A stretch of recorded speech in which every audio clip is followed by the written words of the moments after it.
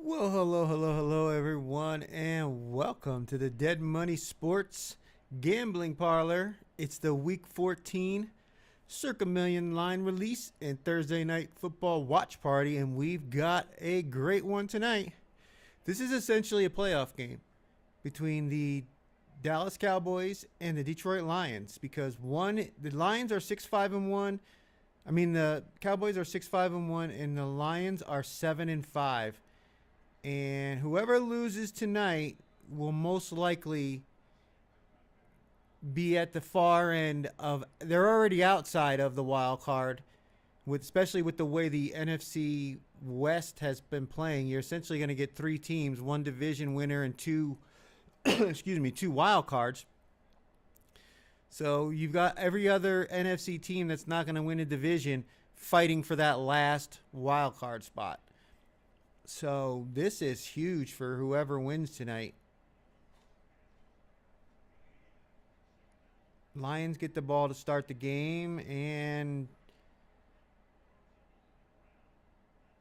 it's now 3rd and 3 as Jared Goff just got knocked down on looked like an attempted screen pass.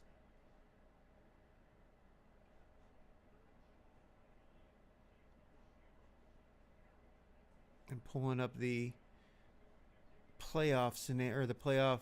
Why isn't it showing? I guess because the game's going. But if you look at the Lions are in 3rd place in their own division now. They're not far behind, but if they lose tonight, they're far behind. Nice screen pass. Who's that? Gibbs? Yeah.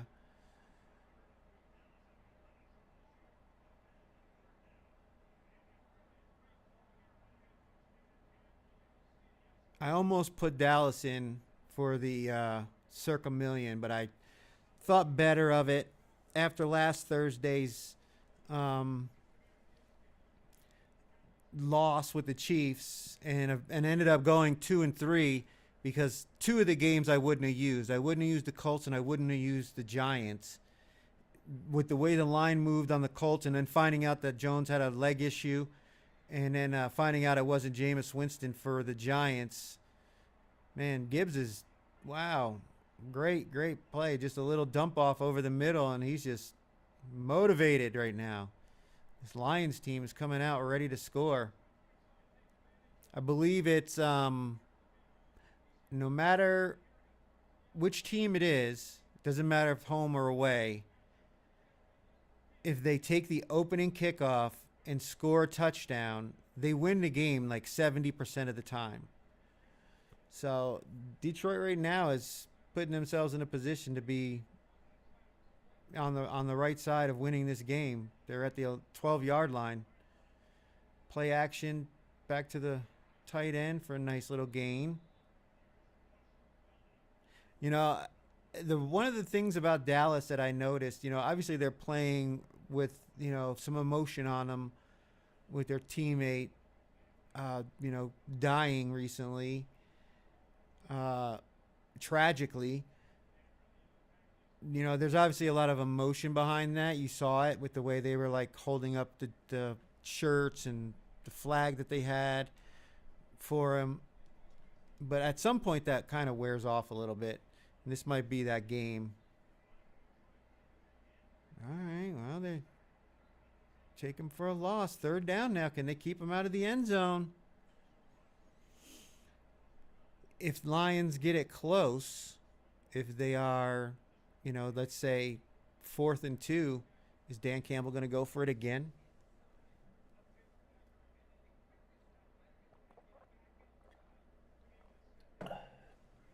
Well, while we're watching this first quarter action, do a little recap for last week.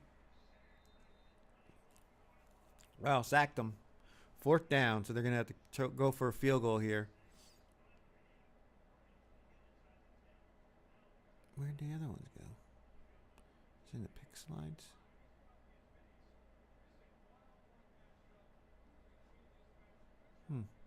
Where'd everything go?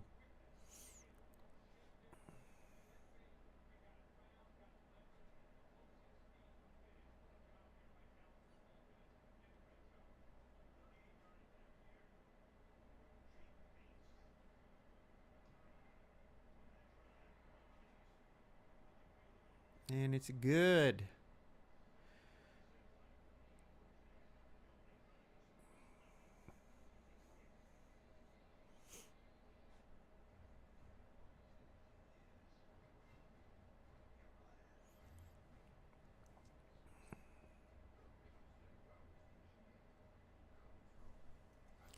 But they keep them out of the end zone, and that's important. That is important.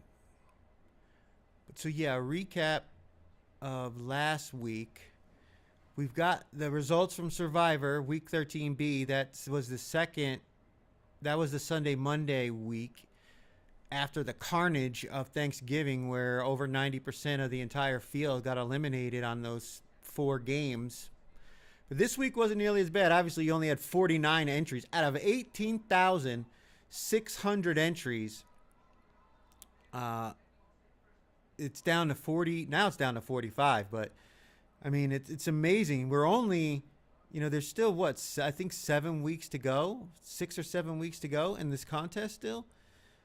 I said in a tweet, someone had a poll up whether or not they would be over or under 5.5 winners at the end of Survivor. I said over. I thought there'd be 7, but I don't know, man.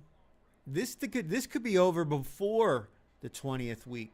This could be over before the end of the full season. I mean, a lot of these people are going to be on the same teams. Obviously, you can see the Chargers. There's people who have, the same strategy when it comes to the Survivor contest because they study them and have all kinds of, models and stuff that there might be a couple people who are going to pick the same teams every week. So they're either going to all get eliminated together or they're all going to move on to the next week together.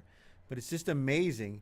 Now, obviously, Sunday, Monday, the only loser was the Rams, and they were 10.5-point favorites against the Panthers, and they lost outright in that game. That was a tough spot.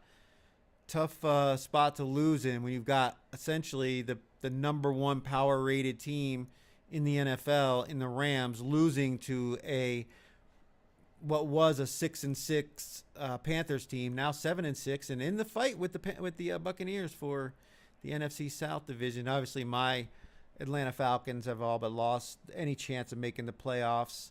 They're not going to win a division, and they're certainly not going to make the wild card, as I said earlier, with the 2 NFC West teams essentially taking up 2 spots. There's only going to be 1 left.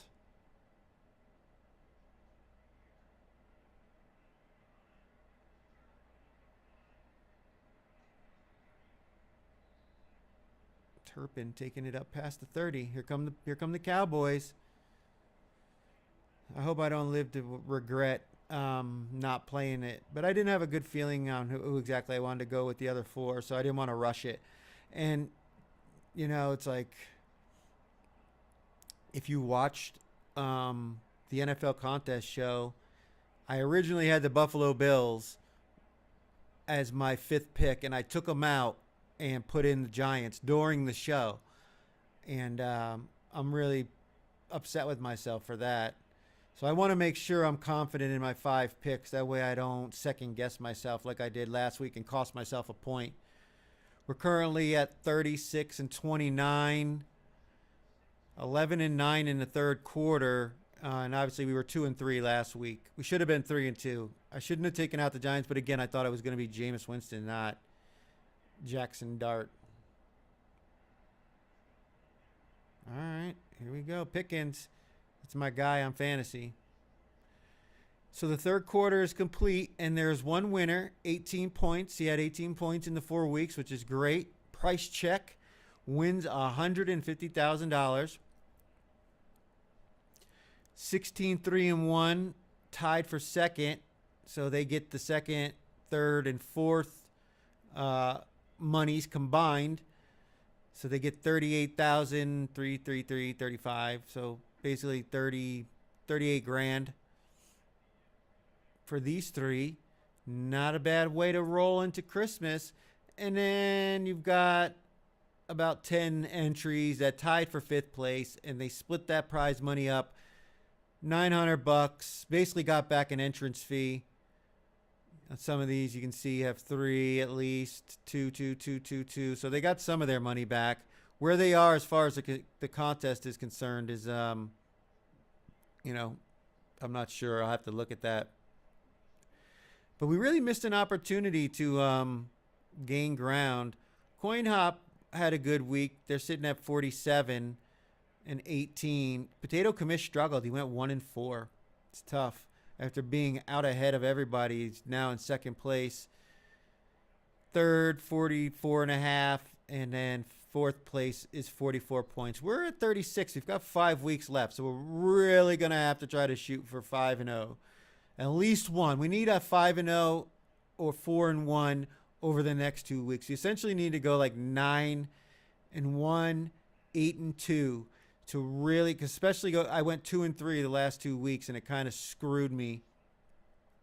We're in 600th place, about I think 4 points behind the paid positions right now. So we're gonna have to make up 4 points over the next 5 weeks to even get to where we'll be, you know, potentially in any paid position, because it's the top 100.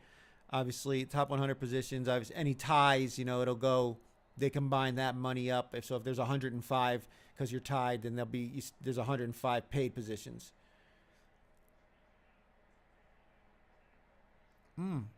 Detroit snuffed that out. It'll dump off to the running back, and they tackled him for a loss.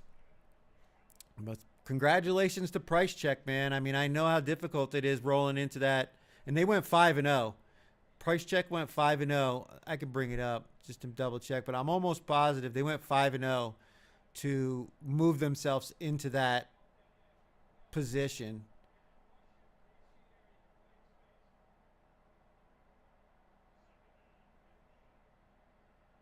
I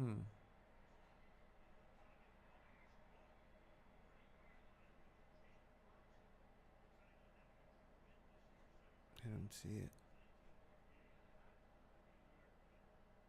Yeah, they must not be up in the top. I thought they would be up in the paid positions, but I guess not. Ooh, overthrow. Scrimmy67, fan of the show, friend of the show, who was a first quarter winner this year. Went 4-1, man, sitting in 18th place. So go Scrimmy67. The Village Prophet. Check him out. He's got his own YouTube channel now, and you can follow him on X as well. The Village Prophet.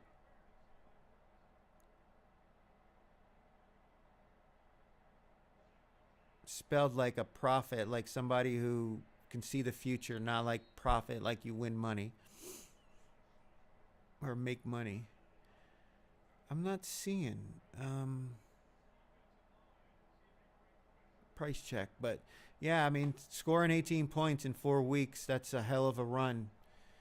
I mean, I did it once, and I was nervous as hell going into the 4th week because I was 15-0.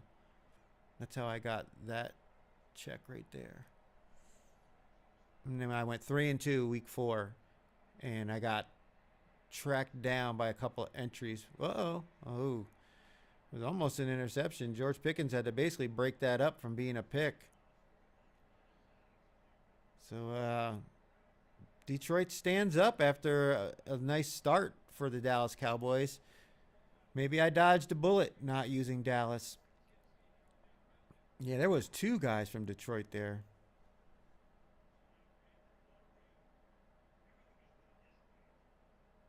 Now the week 4 Circa Million lines. And we've got a tie game. Dallas makes the field goal. And we are tied at 3. And there's still a bunch of time in the first quarter. They've been throwing the ball, so it's either completions or it stops the clock.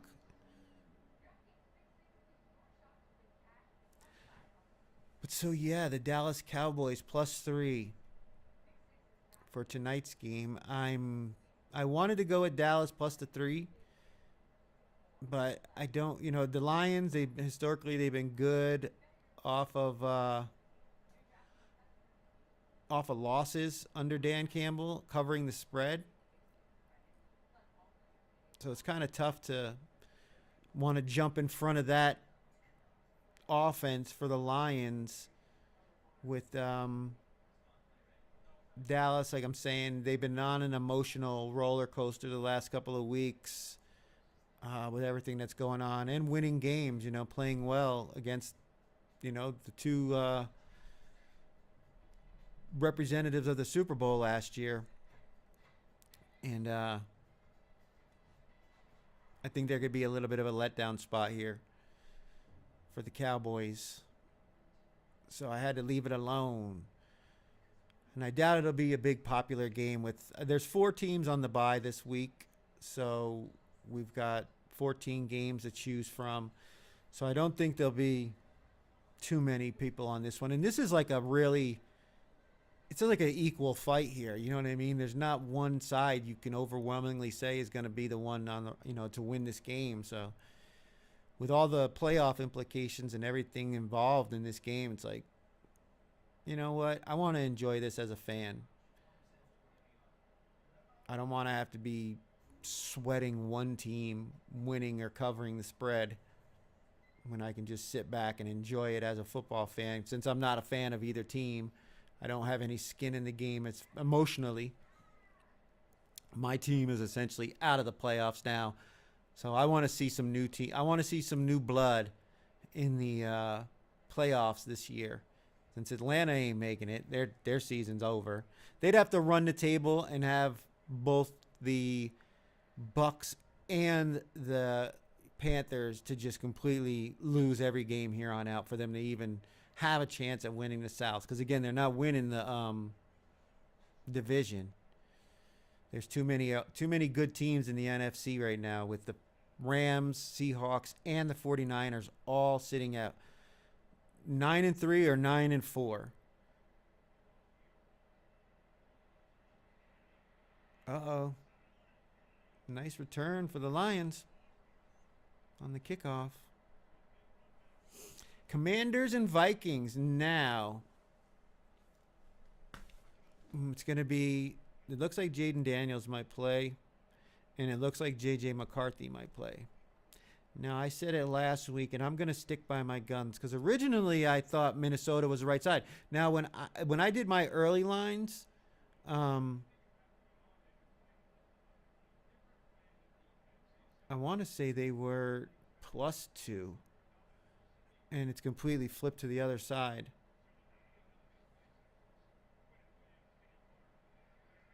To where Minnesota is the favorite now. So I'm not touching this game because I've sworn off the Vikings as long as J.J. McCarthy is their quarterback. I've backed them a couple times this year, and I've gotten burned. So I'm not doing it again this week. There's other games to choose from. And, of course, it's that fishy -2.5.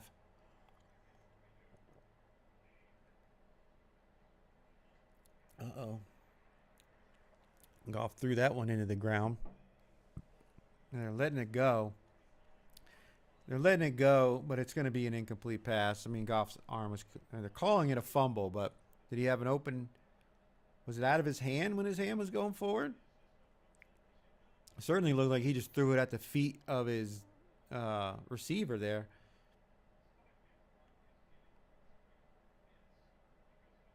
That's an incomplete pass all day. His hand, he wasn't losing the ball. He spiked it at his guy's feet to avoid the sack. Smart play. All right, they ruled it an incomplete pass now. 3rd and 8 for Detroit. Right at the 50-yard line, basically. They're known to run the ball here. Nope, it's going to pass. Oh! Who was that? St. Brown fell down, and it almost got intercepted by Deron Bland, but he ended up dropping it. 4th and 8. Lions are going to have to punt. Dan Campbell ain't going for it. Not right here. It's too long. Dolphins and the Jets. Now, this is a weather game. They're talking about the game having some cold temperatures, and historically Tua Tagovailoa has not played well in the cold. What's he doing? Oh, you can't do that. That's a penalty. I mean, he's already way back inside the 10 anyway, but you can't do the fair catch signal and then take off and run.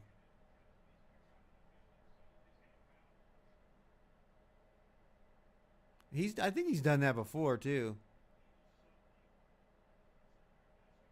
Yeah, that's a fair catch, man. You can't take off and run after that. So they're saying in Jersey there, Secaucus, New Jersey, it's going to be 41 degrees is the high. So it's cold for sure, but only 2-mile-an-hour wind. So that's the real killer, is if it's windy. If it's cold, you can put on some layers and be fine. But when that wind's blowing, it cuts right through everything. Where I live, being at the high elevation that I'm at, it was windy the other day. Like where I live, we have double paned glass on the windows and the sliding glass door to the balcony because the wind up here is just wicked. I mean, obviously the cold can be a lot, but it's not terrible, except for maybe in like January, February, where it can get down into like the teens. But that's when you get the good snow up here in Lake Tahoe, when it's real cold. But the wind up here, I mean, it can gust up to 100 miles an hour, and especially up higher up at the top of the mountain where the ski resorts are, it gets real windy up there. All right, so Dallas is starting to drive inside their own 5-yard line, backed up under the shadow of their own goalpost here after that penalty. But so the Dolphins and the Jets, the cold weather, I mean, there is some historical data, whatever you want to call it, with Tua and his performances in cold weather over his career in the NFL, and it's not great. Let me see if I can find this here.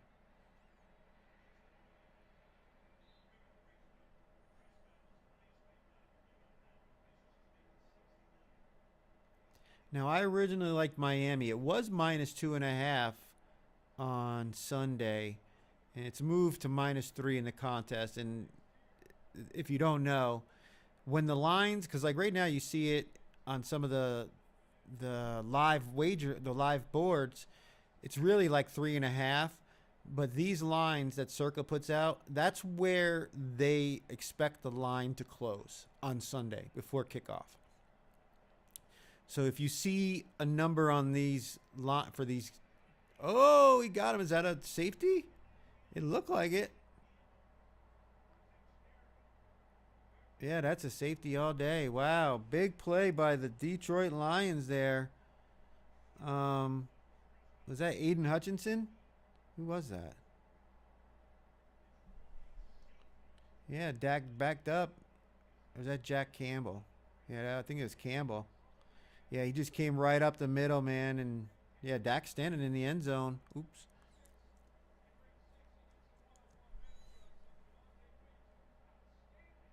Yeah, and Hutchinson was right there, too. So he saw the heat coming. Big play. Think that'll affect the spread? You think that just throws all the math off. When you now throw in a 2-point play, you know what I mean? Now, let's say Detroit kicks another field goal. It's 8 points. You know, you start getting into the math where one team could win, but the other team could cover with a 3-point line.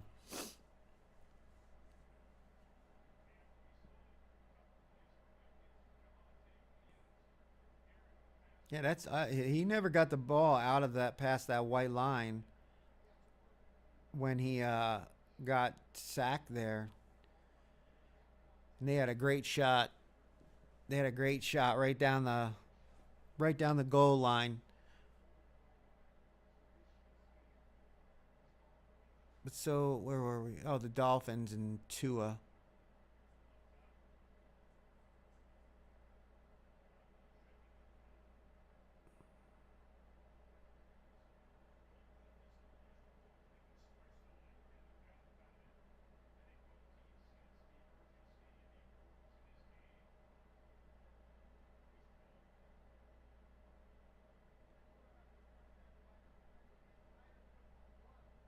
Mm-hmm.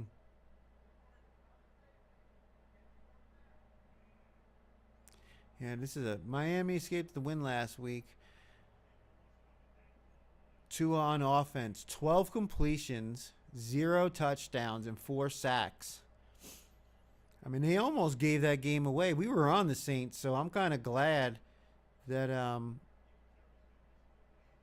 the Saints were able to come back and get it within the number there. We were +6, and they ended up scoring that touchdown, going for 2 to tie the game. Didn't get it, and they ran it actually back for 2 points. That could have screwed us big time, because if Miami moved into field goal position, they would have had to kick. They would have kicked the field goal to put themselves up 7. We would have got burned because Minka Fitzpatrick ran that 2-point conversion all the way back for 2 points for Miami. We needed it. We only got 2 points last week, and that was one of them. Well, Detroit's going to have good field position because they're on the other side of the Cowboys' 50. Oh, they didn't. They took it away. No way. They said it was what? Oh, that's bullshit. Well, back to potential 3-point game. I mean, I don't know how you don't give them that safety there. I think they got screwed. So I don't know about this game because Tua, he didn't look good. I can tell you that he didn't look good because I was obviously paying attention to the game, but he's been good against the AFC East over his career. I thought they had the stats up about the playing in cold weather, but I guess not.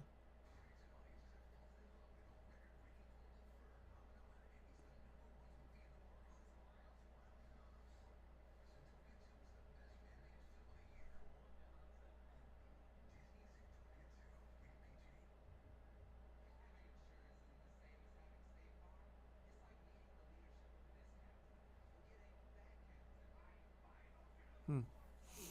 And Mike McDaniel coaching the team on extended rest. 5-8 against the spread. 3-6 against the spread in this spot when he's listed as a favorite. So not good as a favorite off the bye.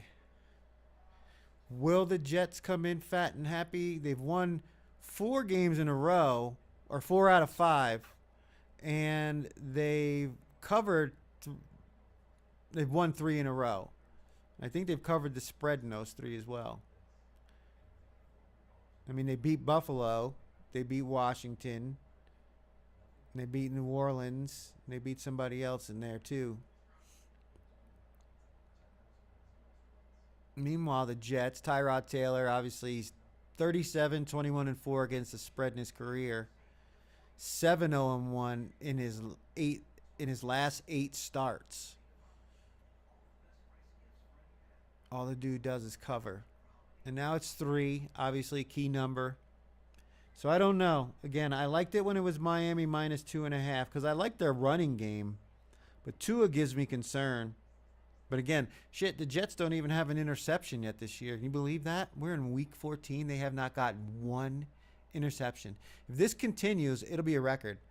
All right, they're showing the replay of Dak. Now they're showing where the ball is. I guess the ball is out of the end zone when he gets contacted, and then he's pushed back. So I guess by the letter of the law in the game, it was correct. But man, that was so close. It would have been such a big deal for the spread.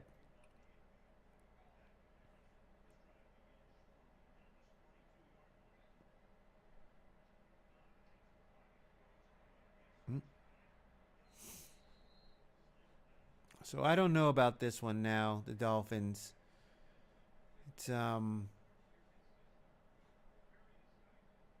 it's like right on that number where I think this game could end in 3.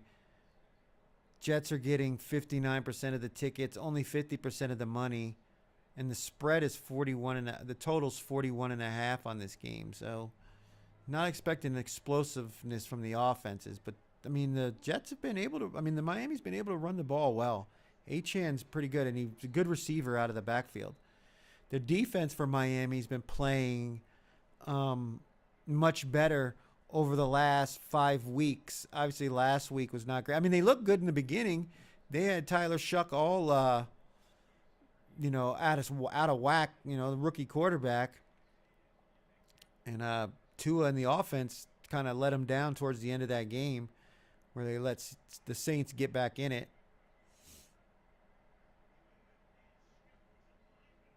Whoa, man. They're going to call an illegal formation or something. Why are you running plays with your lineman lined up at receiver? Like, come on. Really? I know you want to be creative and all that, but, like, what the hell are you doing?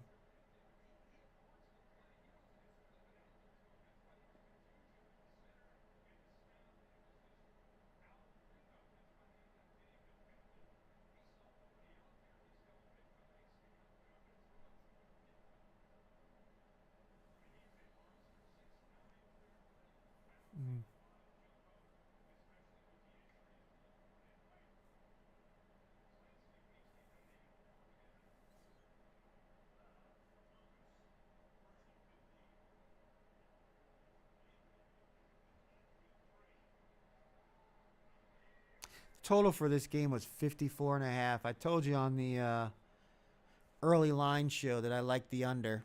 It was 54 then, but it went to 54.5.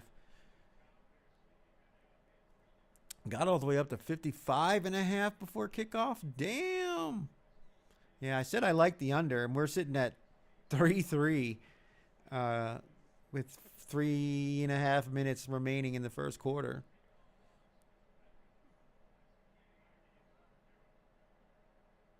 I wasn't too sure about the side, but I liked the total under. All right, here we go.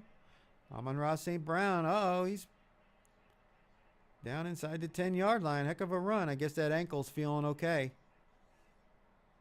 You get to this point in the season, you need a little rest during the week so you can be ready during game time, especially when you get your ankle rolled up on.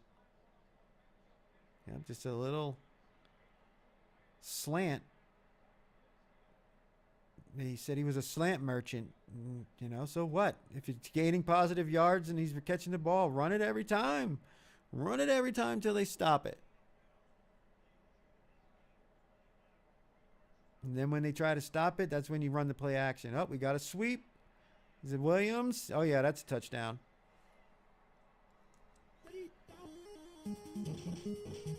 Oh, no. They call him out at the 1. I thought it was a touchdown. I celebrated too soon.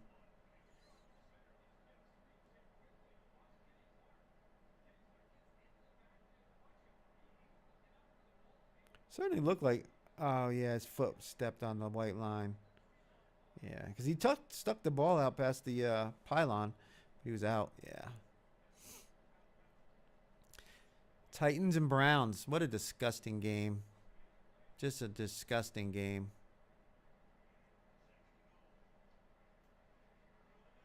And that's a touchdown. That's a touchdown.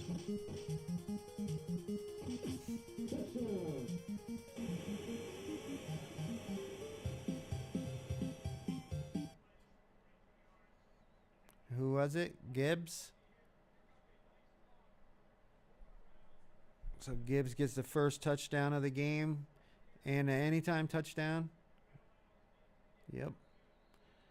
Nice.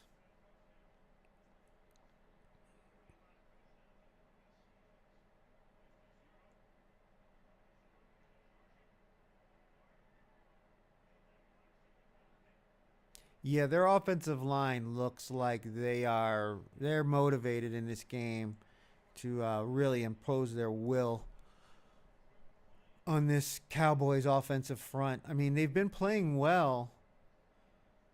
I mean, they played the Eagles and the Chiefs, so it's not like they've been playing scrubs. But I just think you're seeing a Lions team they're about that business. Titans and Browns. Two rookie quarterbacks from last year's draft. The number one pick and Shedeur Sanders, who was, I think, a third-round pick, who was considered by many to be a first-round pick. 1-1 right now on his career. And Cam Ward's only got one win on the season straight up. But I think they've got, 5 or 6 ATS covers? But last week, they were only able to score 3 points. They've been feasting. I know because I backed them. I backed their opponents when I had the Chargers and Seahawks.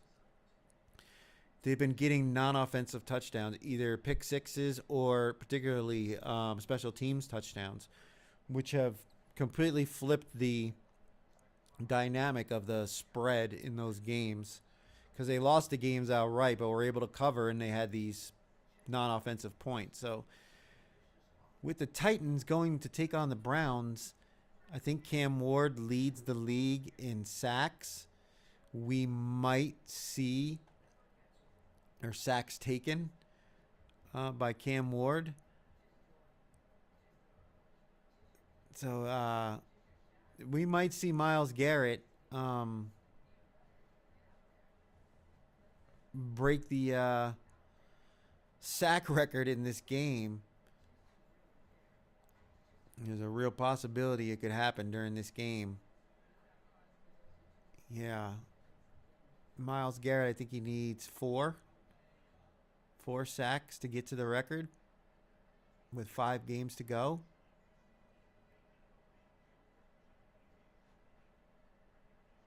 This is a tough game. It's an ugly game. I mean, should Shedeur Sanders really be a 4.5-point favorite to anyone? I know they're at home, and that's where Cleveland plays. Cleveland's defense plays their best, so you could see them scoring points in this game, or at least giving the offense short field. So, although I don't think it'll make my card.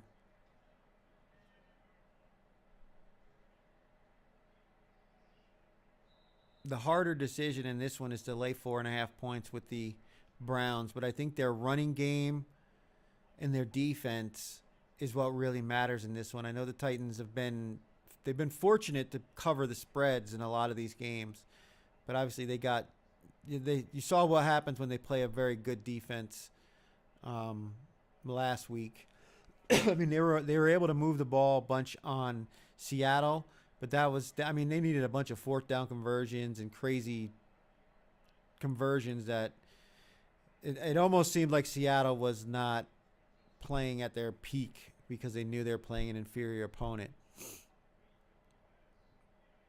So I think the Browns are the right side in this one, even though it feels disgusting to want to take Shedeur Sanders -4.5. We took him when he was +4 versus the Raiders. Got it done for us. Obviously, they didn't get it done last week, but we weren't on them.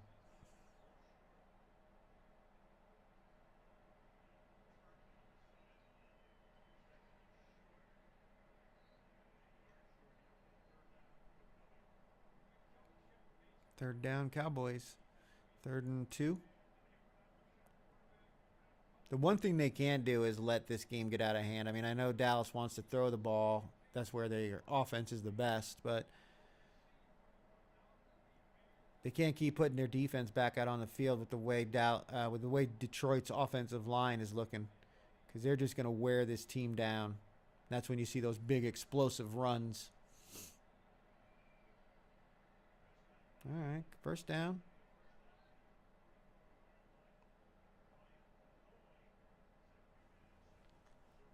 Steelers and Ravens, big matchup. AFC North title, for all intents and purposes, could be decided by this game. I mean, I think they still have to play each other one more time. I Cincinnati's got Buffalo this week. They're going to have to try to win their game just to keep in second place. Or they'll be in third, but at least not falling back behind second place. Both teams are 6-6. Both teams won. The Ravens lost last week, and the Steelers lost last week. Steelers are on a 2-game losing streak. Lamar Jackson has been not practicing, although it's not uncommon for him to miss time. He's missing time because of his ankle, which is always a concern when one of the best parts of his game is his ability to scramble out of trouble, use his legs to extend the drives. But I think he'll be all right. But I don't think I want to get involved in this one either. Not for the millions anyway. And especially it's under 5.5, which is it's just a very weird number, especially with the new overtime rules where both teams get a possession.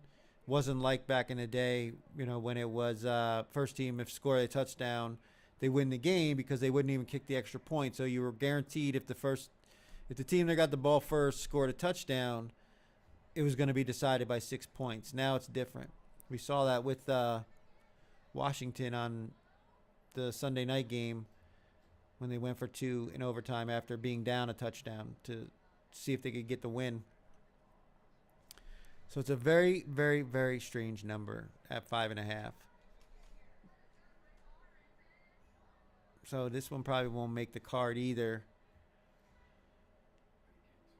I know this is like that game where they say, just take the underdog with the points because these games are always decided real close, which is true. The Steelers' offense has been stagnant. Now, the Ravens lost that game against Baltimore, but they had 4 lost fumbles and an interception. Now, the interception is one thing, but the 4 fumbles was just so random if you watch that game. It was just so, what is going on here? How do they keep creating these fumbles? Because that Bengals defense has not been great all year. And for them to get 5 turnovers in one game, you just don't see that from Baltimore. You don't see that from many teams, especially ones that are as well coached as the Ravens are. It's just such a weird game how that turned out. And they was still not, it was kind of a blowout. The Bengals beat them by double digits, but I honestly think the Ravens are the right side here. But again, this number seems inflated with the way the Steelers' offense has looked. So this won't be making the card. Again, I'm going to have to go back and double check my notes from the early lines to remind myself of where my position was. Seattle and Atlanta. You already know I'm not touching this game. If you've watched the show before, you know I'm not touching this game. The Atlanta Falcons, I am 4-1 with them this year against the spread in the Circa contest. But there is no way I'm taking Atlanta against Seattle in this game with the way they've blown 3 fourth quarter leads in a row. Nope. All right. Detroit's defense is standing up, man. Nope. It says Atlanta's on a 1-game losing streak. I forget which one they won. I think they beat the Saints or whatever it was 2 weeks ago. But no, not with. I know Seattle's been. Their defense is playing well. Their offense looked pedestrian last week. JSN didn't have any catches.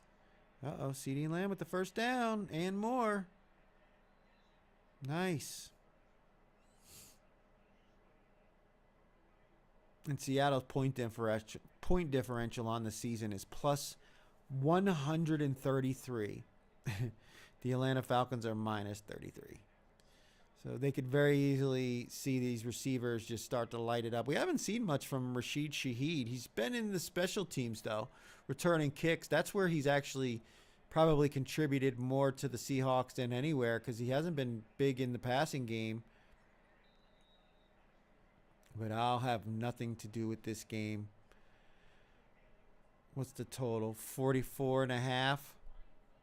Yeah, I'm not interested yeah, out of the 5 games that I've used Atlanta 5 times, which is tied for the most, and I'm 4-1. I've also used Jacksonville 5 times. I'm 3-2. Broncos 3-1. 49ers 3-0. Who's the worst ones? The only team that I'm 0-2 with is the Houston Texans. Shocking. Low scoring team most of the year, though. But yeah, they're the only team I'm 0-2. I haven't used the Bengals, Lions, Packers, or Titans this year. I've been preaching that the Titans were going to have all these ATS wins instead of straight up wins. I haven't used them once this year. If I only paid attention to myself, right? But I will not be using Atlanta. I've had trouble with Seattle too. Where are they at? Yeah, I'm 1-2 with the Seahawks backing them. And betting against them, I'm 0-4. So I've just been completely misreading them. I'm 1-4 going against Buffalo, 3-1 against Minnesota, 3-1 against the Commanders, 1-3 against the Patriots. Why do I keep going against Mike Vrabel? I don't know. 0-2 with the Bears. I really missed that train the last couple of weeks that they've been on their winning streak. Uh-oh. Bootleg. Nice. Now all of a sudden the scoring's starting to pick up in this game.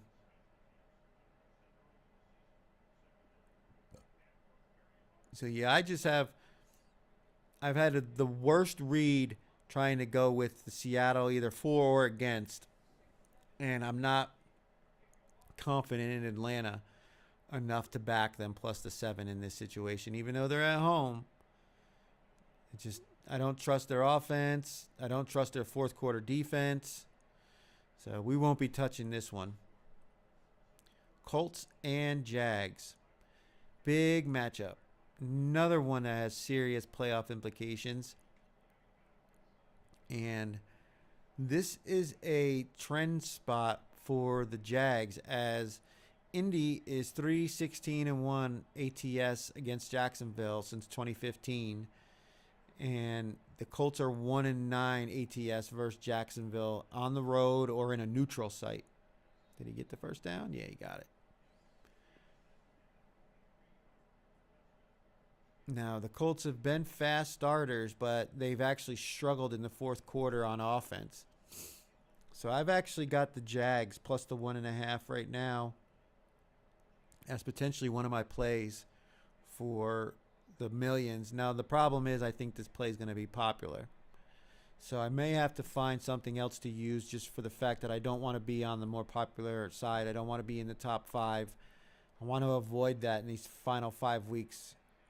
I mean, I know the point is to get points. That's all that really matters, no matter how you get them, whether it's a top 5 selection or the last selection. But when you have one that's not popular, you have more of an opportunity of gaining ground on the leaders. And the top 5 has not been good. It was 2-2-1 last week in the millions contest, the top 5 selections. We were against the number 1 pick was Houston, and Houston won the game outright, covering with the points. They were getting points. Ooh. Nice play by the Lions defense. It was going to be a screen to the running back who was going to lose yards, but he did the smart thing and dropped the ball, made it an incomplete pass. Or they would have lost about 7 yards on that play. But now it's 3rd and 10. Can the Lions defense bow up again in the red zone?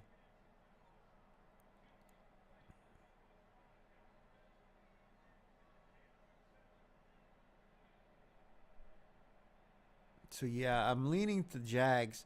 And they've looked good The passing games look good since they brought in Myers.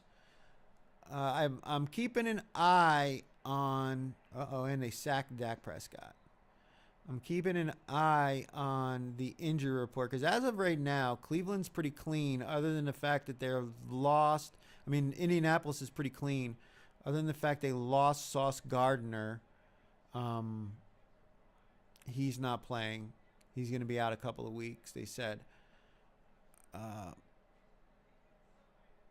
You've got two offensive linemen, the left tackle and the right guard for Jacksonville, on the injury report as questionable, and Walker Little he made it, just barely. He made it.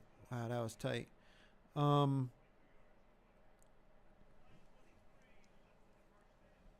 He was out with a concussion, and he did not participate in Thursday's practice. So I'm a little bit concerned with Jacksonville's offensive line. Patrick McCary, the right guard, he was a full participant Thursday's practice from a concussion. So it looks like he's going to play. You've got Armstead and Walker, both as questionable. Armstead was limited. Trayvon Walker, I don't think he was limited also. So they're probably both going to play. So actually the injury report isn't looking nearly as bad. Wingard, their free safety, is probably going to be out as he didn't practice again on Thursday. This is a big game. Big game. But I guess since Sauce Gardner came onto the Colts, he's been one of their better defenders. Losing him could be big deal. Could be a big deal in this game. In the passing game, because you've got Brian Thomas Jr., Jacoby Myers, Parker Washington is questionable, but you've got Dwamie Brown and Tim Patrick, and the tight ends, Brett Strange is back, who he really changes this offense, especially in their running game when they're running the outside zone, because he can block and catch. This is going to be a great game. And if you look at the money right now, 74% of the tickets and 87% of the money has been coming in on Jacksonville. Now there is a little bit of concern there, because if you just give me 1 second. So this year, NFL teams getting 60% of the tickets or more are only 46-78 against the spread, 37%. And these 60% ticket teams are below 500 against the spread in 12 of 13 weeks. So if you're on the more popular side, ticket-wise, you've been losing some money. And it looks like Jacksonville is substantially more popular, not only with the tickets, but the money itself. So I think it's going to be a popular side. I might have to go with the Colts just as a contest play to try to steal a point in a game where I think people are going to overwhelmingly choose Jacksonville. Ooh, bulldogged them. Oh, you can't do that.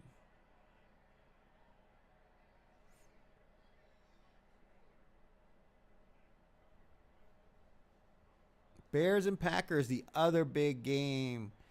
The other big game for this week, or another big game, I should say. This is, you've got the NFC North, two teams battling for the division title, with the Packers having that tie against the Dallas Cowboys. They are a half game back of the Chicago Bears. Bears are on a 5-game winning streak. Green Bay Packers are on a 3-game winning streak. But here's the kicker. Chicago Bears are 9-3. Their point differential on the season is only 6. They have 6 points more than their opponents, and they are 9-3.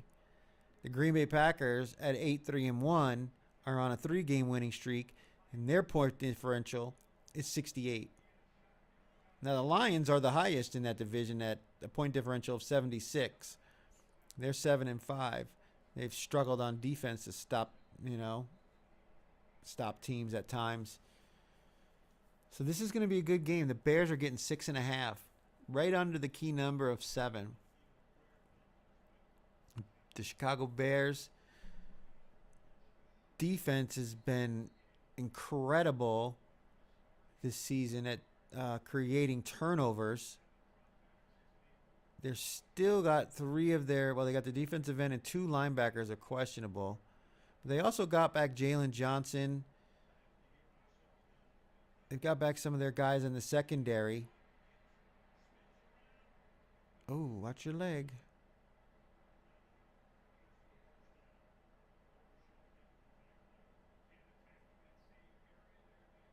This is a difficult game. I don't know if I'm going to be involved in this one in the contest. Again, because I want to be able to watch this as a fan. I'm not a fan of either team. I'm a football fan, so being able to watch a game that's essentially for the division, or at least a division lead. Uh-oh. Free play.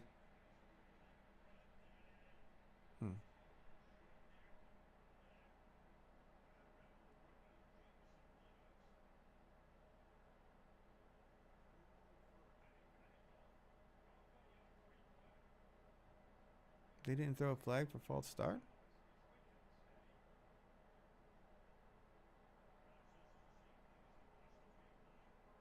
Yeah, they missed that. They didn't call that. So it's 4th and 2. Dan Campbell going to go for it. Well, he's going to punt. Definitely looked like a false start by about 3 Dallas defensive linemen, but I guess not. I don't know what those guys were watching.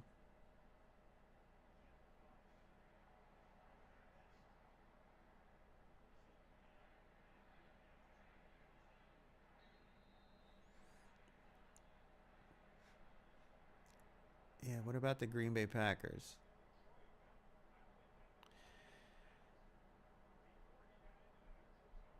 I mean, both teams are about equal. I mean, you've got the right tackle for the Green Bay Packers is questionable, but I think he's going to play. Jacobs will play.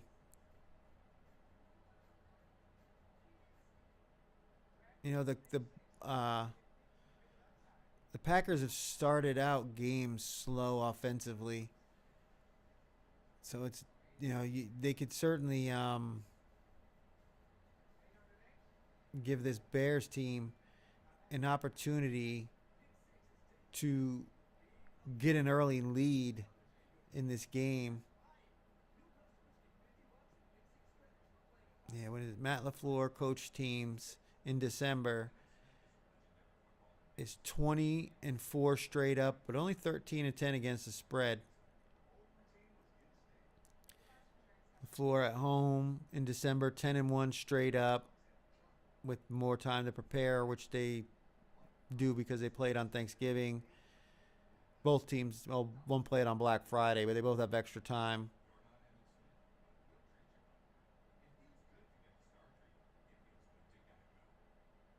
Bears are 9-3 to their team total over. Only second to the Dallas Cowboys, who are struggling offensively tonight.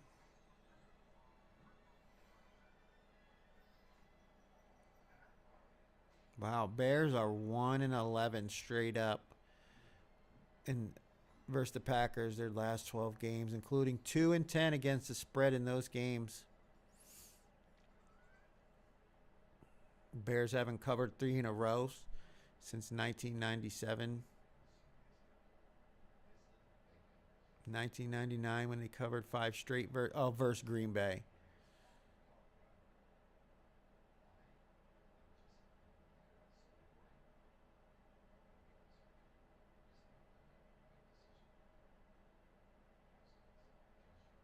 The first 10 weeks of the season, Jordan Love and the Packers over his career are 12-13-1 again, are straight up. But from weeks 11 on, he is 15-7. So he's a second half quarterback.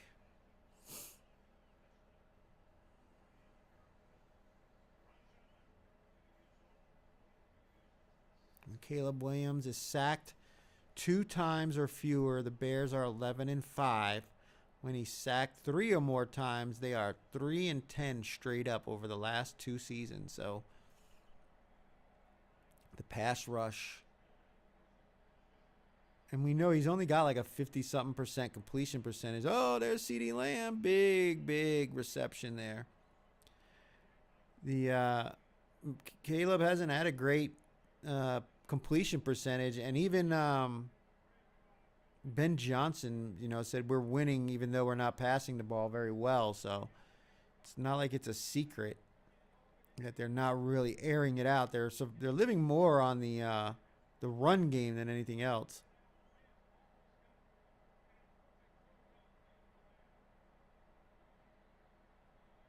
Yeah, if I use anything here, it's going to be the Packers, but I don't know if I will. Oh, that's a backwards pass. You better get that. They just lost a bunch of yards on first down.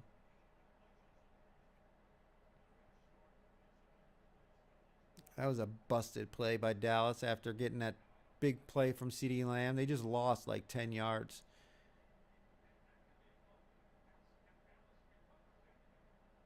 Yeah, it was 100% a backwards pass.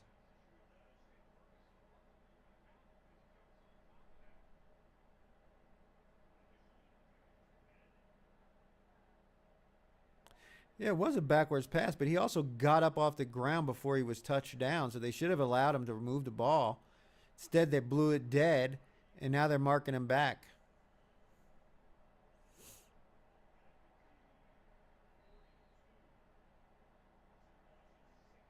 They lost 16 yards on that play. Damn.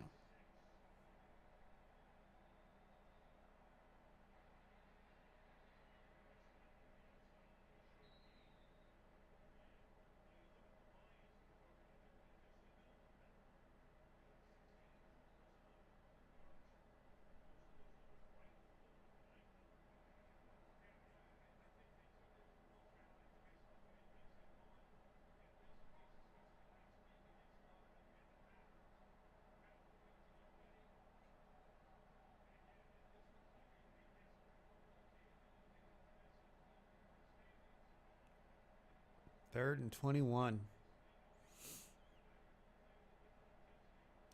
Can they get the ball close enough to give Aubrey a shot at a field goal? Don't take the sack. No, they're at the 50. Oh, fumble. And Detroit got the ball. They were going to get the ball back anyway, but now they've got it at great field position right around their own 46-yard line.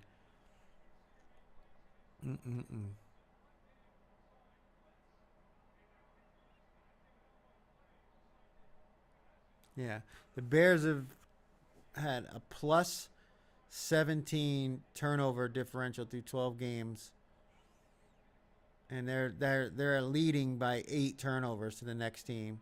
They've got 17 interceptions. Now, how many? Let me see something. How many interceptions has Jordan Love thrown this year? He's only got 3. So not turning the ball over very often. They're not turning the ball over very often. That means Chicago doesn't get those extra possessions.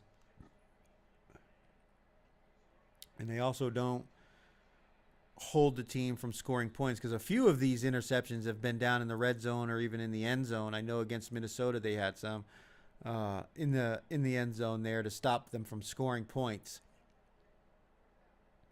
So, yeah, I'm leaning Green Bay in this one, actually, and I'm going to put a mark next to this one.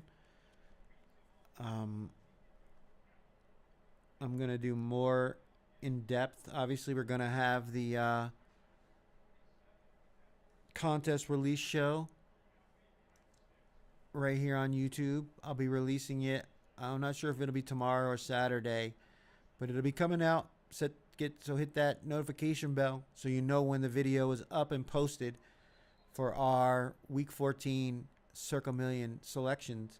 But as of right now, I am leaning Green Bay minus the 6.5. And when you look at like the point differential and the turnover differential and all those things, it's really telling of what this team is how they're on this win streak of 5 games.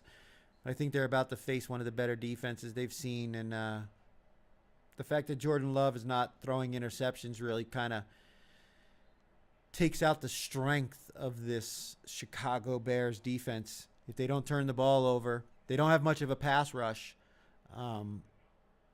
They're gonna. I think they might struggle. Let me see. Yeah, let's see the. Oops. Where are they at?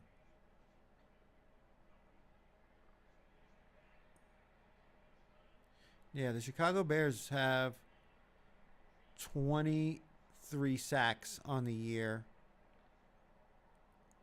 Meanwhile, the Green Bay Packers have 32.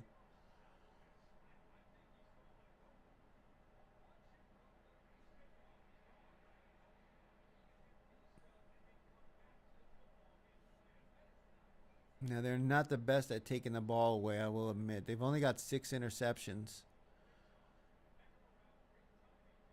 for the Green Bay Packers defense. Oh, going deep. And overshot his receiver. So and I don't think Green Bay is going to be popular. I could certainly say that the Chicago Bears plus 6.5 are almost certainly going to be a top 5 selection in this contest. So again, this is another one of those situations where I could potentially have an opportunity to not only score a point, but to also be contrarian to a very popular side. And I'm going contrarian with a very good team. It's not like I'm, taking a bad team like I did the Saints last week and hoping that they somehow get, within that number. Teams are favorites for a reason. Montgomery up. He broke loose. Touchdown, Lions. Touchdown. That was a nice, what was that? How long of a run was that? About 25 yards or so? Yeah, they really, first and 25.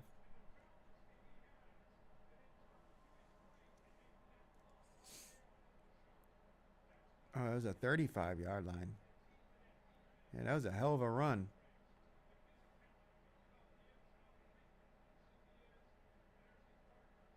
Yep, the monsters have shown up. What is it, Sonic and Hedgehog, or Sonic and Flash, or I don't know what the other guy's name was. But yeah, they're I'm kind of glad I didn't put that Cowboys +3 in my Circa 5, because I would be very disappointed right now. Although, a lot of game left.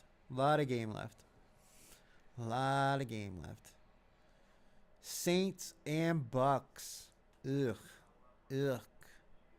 I like the Bucks minus 8.5. I know it's hard laying 8.5 in any divisional matchup, but if you watched to see this New Orleans offense over the last few games, they have not looked good. Miami did everything they could offensively to keep them in that game. Tua played terribly, and yet they were somehow still able to win that game, even though the Saints were able to get back into it. Turnovers helped. I don't think they're going to get that here. Bucks defense is way better than the Miami defense is. Todd Bowles is going to dial it up against this rookie quarterback. Kamara and Olave are questionable to play in this game. Olave might play. He did last week. Kamara, we don't know. Mike Evans might be back for the Bucks, which would be a huge addition on top of... Oh, no.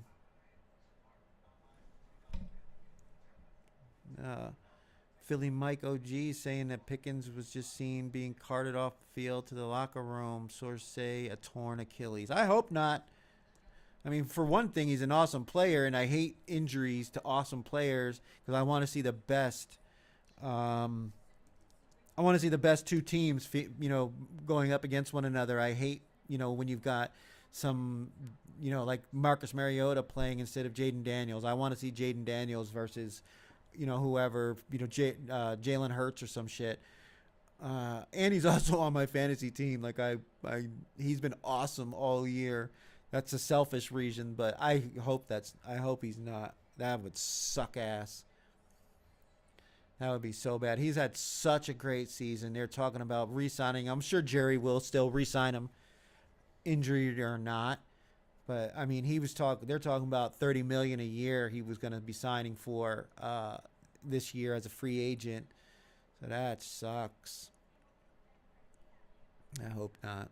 Changes the dynamic of this game too, because now all of a sudden you've got, one of the two-headed monster in Lamb and Pickens out for that game. You got Turpin as a backup. You've got Mingo, obviously. Flournoy is their number 3. He'll probably move into that number 2 spot, but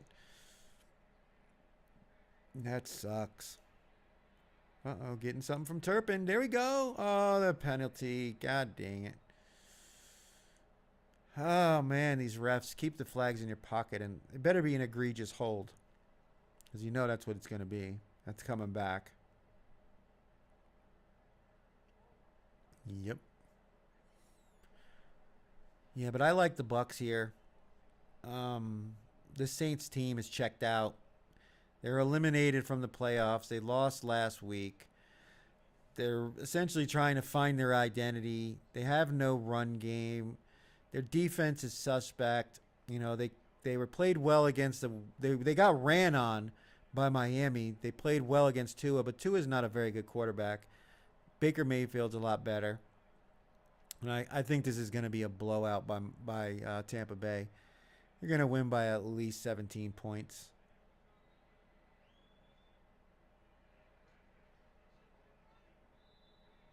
Yeah, you've got Bucky Irving back for the Bucks. You've got, obviously, Egabuka, Godwin, Tez Johnson, Sterling Shepard. And then if you get Kate Otten, and if you get Mike Evans back, that's just another receiver.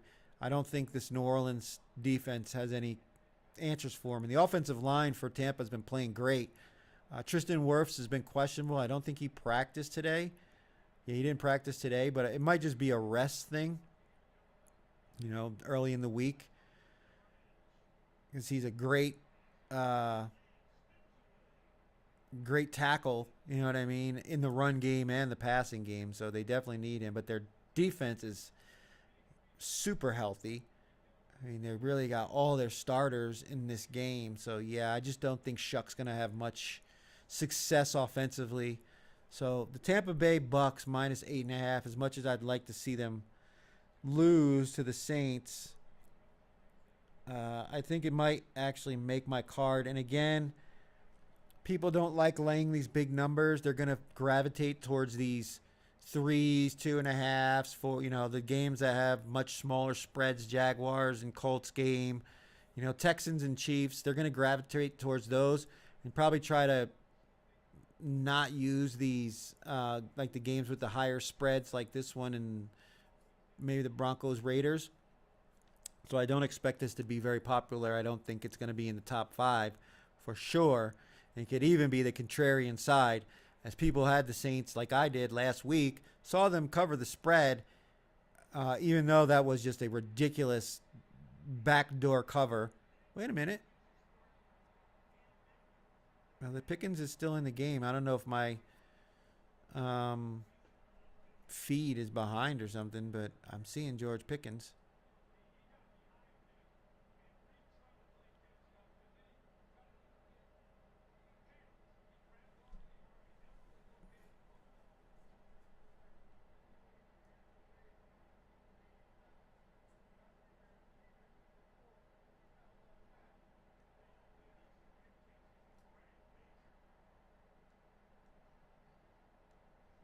Yeah, this is live, it says.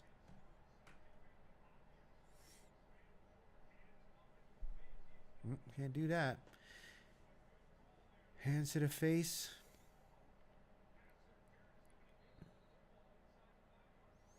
Yep, negates a pass interference.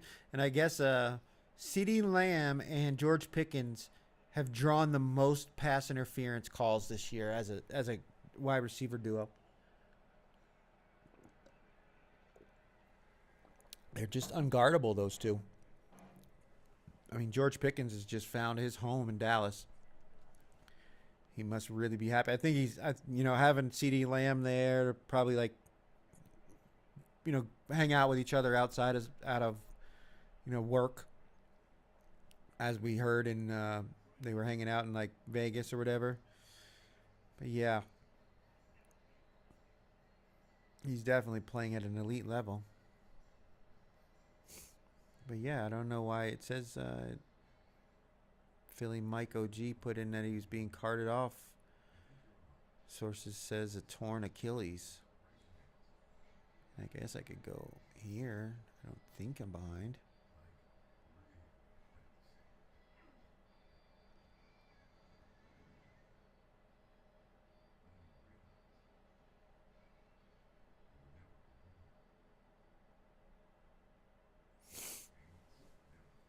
Broncos and Raiders.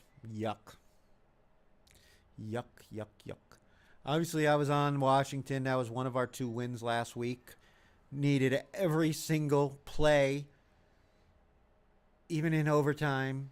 They scored on 4th down, the touchdown, to get it within the 2. Well, it was within 1 point. They went for 2, didn't get it. But I didn't care if they won or lost. I was happy to see him go for 2.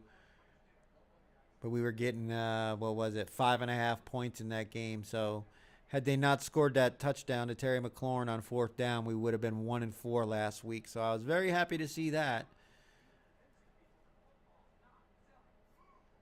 I don't know what to make of this Broncos team. Like, they've won their last 4 games by 3 points or less. They played the Raiders on Thursday Night Football, won by 3. That was, I think, the start of this whole run of games where they've been winning in close games. They've been on this win streak. But they beat the Texans by 3. Yeah, they beat the Raiders by 3. They beat the Chiefs by 3. And they beat the Commanders by 1. So all their games have been tight. Now, the Raiders are bad, and they're at the point in their season. They're already eliminated from the playoffs. They fired their offensive coordinator. They fired their special teams coordinator. I mean, they're just a team in disarray, and they just look like they have no will to compete. Now they're going to be taking on a Broncos team with one of the best offensive lines. They've got running backs. They've got receivers, and they've got an incredible defense that gets sacks on the quarterback. Geno Smith has not played well all year. The offensive line for the Raiders has just been atrocious, and so the running game has been bad. And the only person in their passing game that even gives you any concern is Brock Bowers. But, when Geno Smith's throwing interceptions and getting sacks and shit, you don't you can't run the ball very well. You can't move the ball very well. I know a lot of people are going to want to take the Raiders here because of the tight finishes that Denver has had. But I'm not looking at their Thursday night performance because, again, those deep shot out of bounds. Those Thursday night games they're like one-offs. You know what I mean? They're games where the game plan itself isn't going to be very elaborate.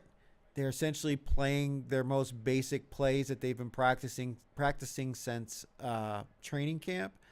When they're playing now, I think this game is going to be a little more one-sided. And I could see the Broncos covering this number. I could certainly see them getting some non-offensive scores and just being able to move the ball against this Raiders defense. If you can block Max Crosby, they really don't have much else of a pass rush. Their secondary is not good. And I think Pete Carroll is on he's on the hot seat. I don't think he'll be around after this year. So he's not even coaching for his job anymore. At this point, it's essentially they're going to probably move on from him. I mean, the Raiders fire coaches so quickly. Ooh, face mask on Pickens there. That was pretty egregious. Did they call it on Dallas? No, yeah. They called it on Pickens. He did have the guy's face mask. He turned the DB's entire head around coming off the line there.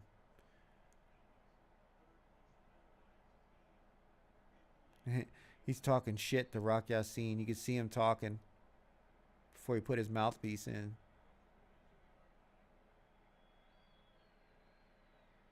All right.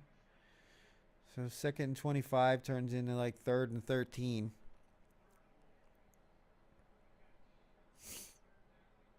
So if I went with anything in this game, it would be Broncos minus the 7.5. And again, don't see this as a very popular side. I could see the Raiders actually being the more popular side because the Broncos have not won a game in the last 4 games by more than 3 points. But at the same time, they have beaten teams by more than this. The Titans, who were bad in week 1, by 8. They beat the Bengals by 25. They beat the Cowboys by 20. So, I mean, they have it in them to put up points, and especially against a bad defense. People are going to remember the Thursday night game where it was tight all the way through. But if you watch that game, it was just a weird game. The offense didn't look very good for the Broncos. I think we're going to see a much better performance by them, particularly from the running game and this offensive line. Bo Nix doesn't really take sacks, so you're not losing yards the way you would in with quarterbacks who take a lot of sacks, putting your team down in distance that's not advantageous to continue drives. So yeah, I'm leaning Broncos minus 7.5. And again, this one might make my card for the simple fact that I don't think it's going to be popular, and I do think it's the right side. I know it's always difficult laying a lot of points with a team, especially a team that hasn't covered the spread by large amounts, but this Raiders team is no good, and I'm willing to back them. I'm willing to back the Broncos and the big spread here. Rams at Cardinals. Rams laying 8.5 after that loss as a 10.5 point favorite against Carolina, going on the road for another week, taking on the Cardinals here. And this is another one that's a difficult game to decide. This is one where, all right, we got Aubrey with another field goal. Where was that from?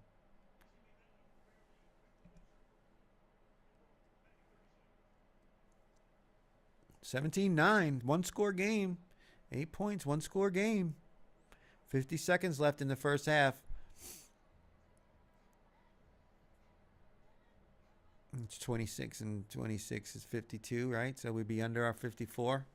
So although they're scoring points, that first quarter being low scoring has got us on the right side of the under, which was the side I liked better than the spread in that game. This game here, Dallas and Detroit.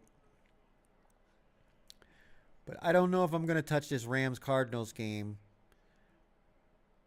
Jacoby Brissett looked good. He's throwing the ball for like 40 times a game. The Rams, how are they going to bounce back off of that tough loss on the road? Now going on the road against a division opponent, laying more than a touchdown. Could the Cardinals backdoor this even if they don't win? Absolutely. So I don't think I'm going to have anything to do with this one. Although I did like Arizona plus the 8.5 originally. That was my first thoughts. But this won't be making my Circa card. I know I'm talking about using these other games with these big spreads. There's no double-digit spreads this week, surprisingly. Guess that means the games are a little more competitive this week. But this is the biggest tie for the biggest spread of the week. And I don't think I'm going to get too involved with it. We got to keep an eye on the injury report because I think Devontae Adams was on the Rams injury report. Yeah, he is, along with Kyron Williams. And you got Poona Ford, Byron Young, Kitchens, and Williams all questionable. Young and Puna 4 would be the big losses up front for Los Angeles. And obviously, Devontae Adams has just been automatic down near the goal line in these scoring touchdowns. Detroit going to score before the half. Oh, that was a fumble. They're working it. Detroit still got one timeout. 20 seconds, 24 seconds at about the 50. St. Brown got out of bounds.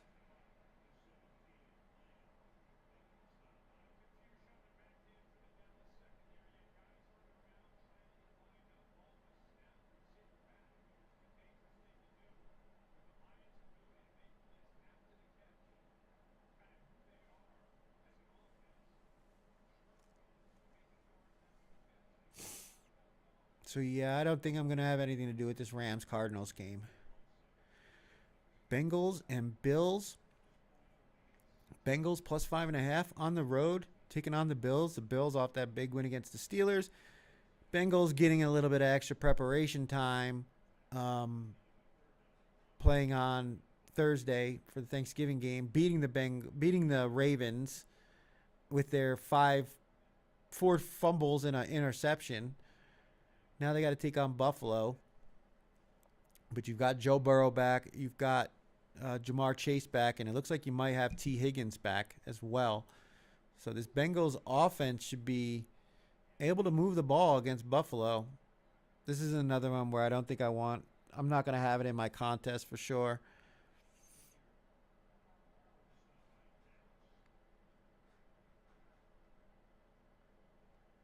I just don't I don't have a great opinion on it. I mean, Higgins is still questionable, but he logged a full practice, so he's probably going to play.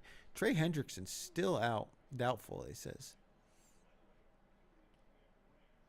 But then you've got Palmer and Kincaid. Kincaid was practicing, and Dawkins and Spencer Brown. Now, they got good contributions from their backup offensive linemen last week, and it looks like their starters might be back this week. This is a tough game to handicap because you don't know what you're going to get offensively from either side. Buffalo, obviously, normally at home they're very good, but we've seen the Bengals beat them the last 2 times I think they've played in Buffalo. Ooh, pass interference. He didn't even have to do that either. It would have been a incomplete pass. I don't think he was going to catch it. So I doubt this one will make the card. Bengals and Bills, and I just don't have a good feel either way because I don't know what you're going to get from the Bengals. Their defense was very turnover lucky against the Ravens, but the history over this season has been that they're not good. Now they're taking on a Bills team that can run the ball with the best of them. And Josh Allen, MVP, reigning MVP, always dangerous. It's just a tough game to handicap with it being 5.5. Going deep. Oh, he had him. Oh, he had Tesla wide open and missed it. Threw it out of bounds. Yeah, the total for this game, for the Cincinnati-Buffalo game, is 52. So they're expecting some points in this game. That would make it, you would want to take the Bengals, but at the same time, you could see Buffalo winning by 7. All right, so they're bringing Bates out for a field goal.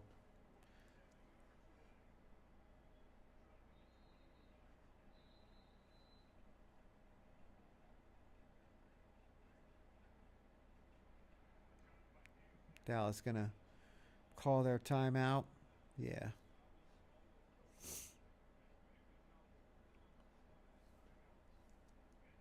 Texans and Chiefs, man, this is a great game. Great game. I originally liked Houston. It was plus 5.5. Houston was plus 5.5 on Sunday. And then they got the win against the Colts. And it dropped. It's been dropping significantly. Now it's sitting at plus 3. Chiefs missing defense or offensive linemen. This is just a tough one. I don't think I'm going to use Houston, even though I like Houston in the contest. One, it's going to be popular. I have no doubt about that. But I don't know. I want to, again, this is one of those games where I want to be able to sit back and watch it as a fan and be able to enjoy it. And the last game is the Eagles and the Chargers. Eagles -2.5 going out to LA, where it's probably going to be a home game. And I like Philly. It was -2. Now it's -2.5. It's actually around 3. Well, it's sitting at 2.5 still in the consensus. But the Chargers are getting 70% of the tickets and 74% of the money. So a lot of people are buying in on the Chargers, but I think Philadelphia, their pass rush is going to be able to beat up on this weak LA Chargers offensive line. I don't think they'll be able to pass the ball on Philadelphia the way they have in previous games.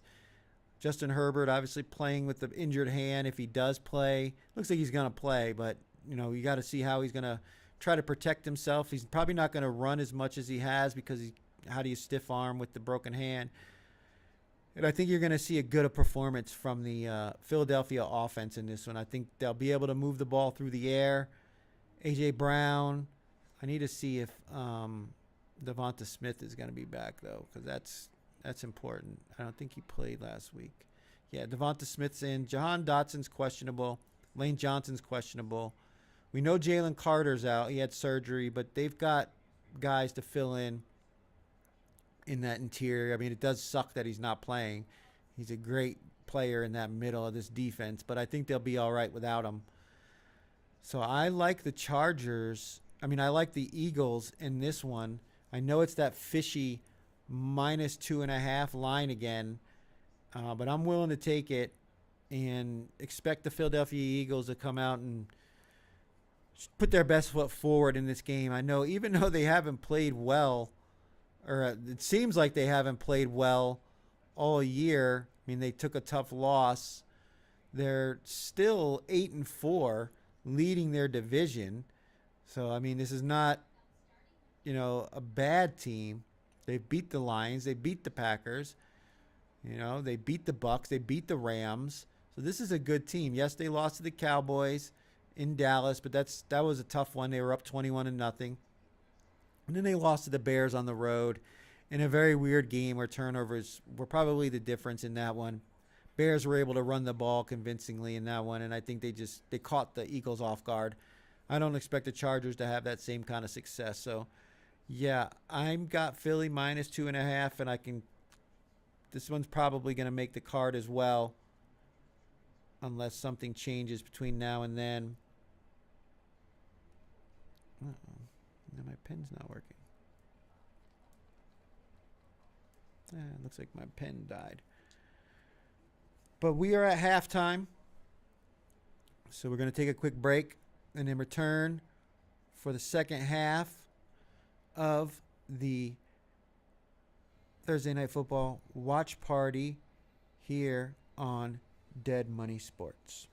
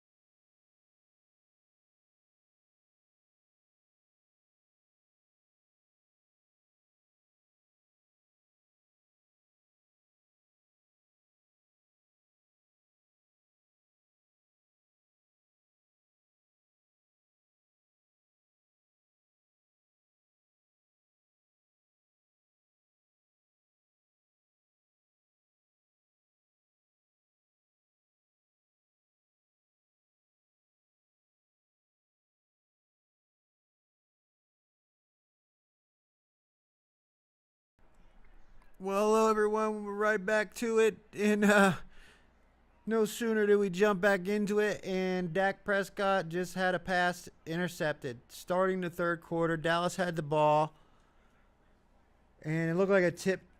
Looked like it got tipped and went right to the Detroit.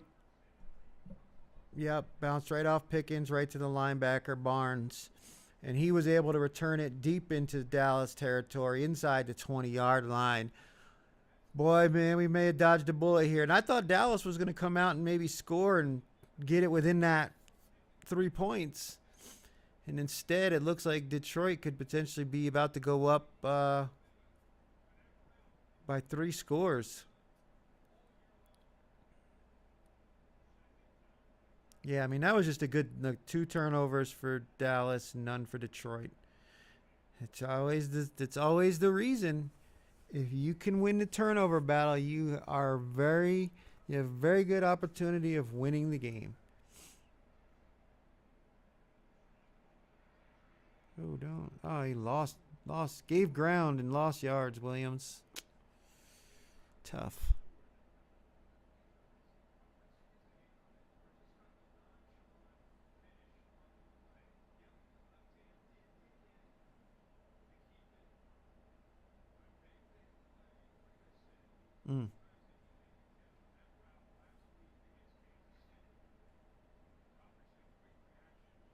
Make sure you hit that like and subscribe button.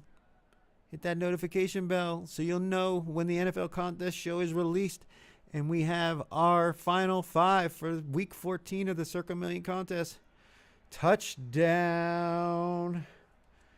Touchdown. Tesla. Tesla.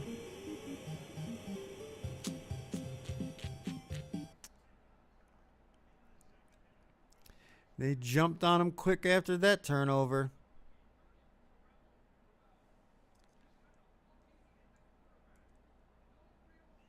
Yeah, he got burned. Ravel got burned. Detroit's showing that they are a team to be reckoned with if they can keep it up and get into the playoffs. They could certainly give some people some anxiety. I think we dodged a bullet.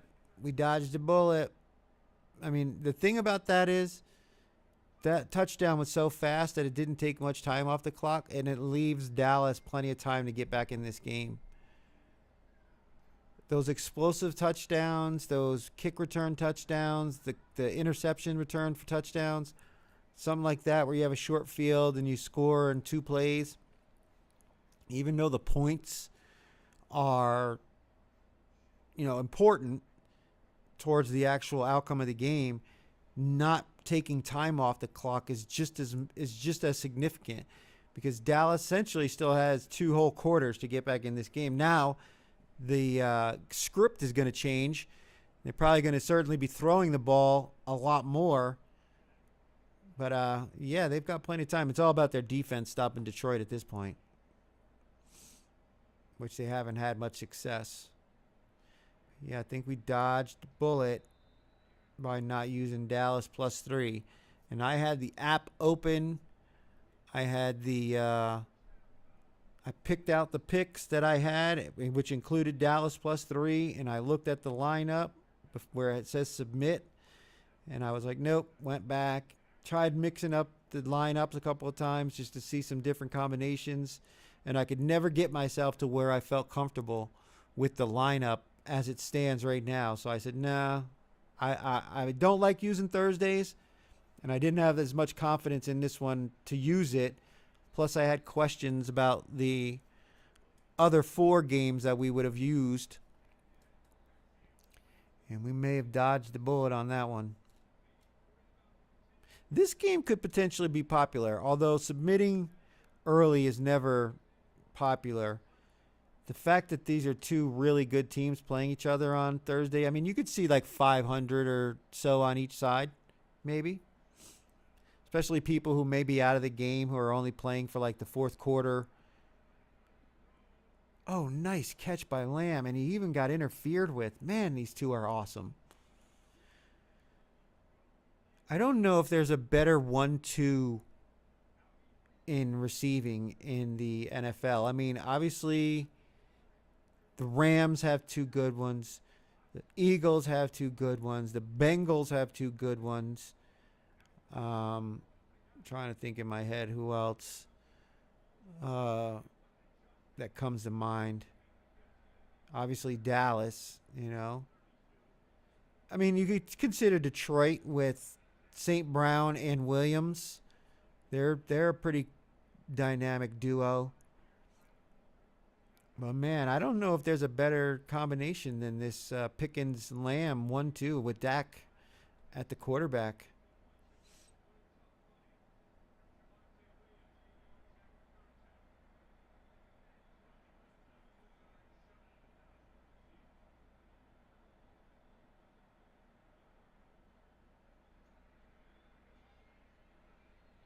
Little trivia. Did you know? Well, I'll ask the question. What was the odds preseason for Dak Prescott to win Rookie of the Year?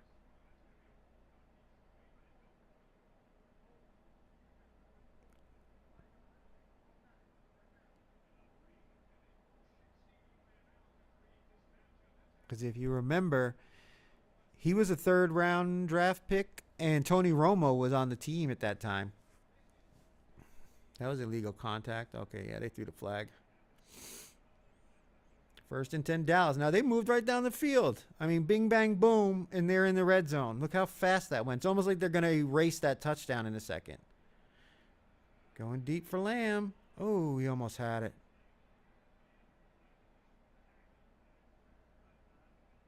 Uh-oh, he's hurt. He might be concussed.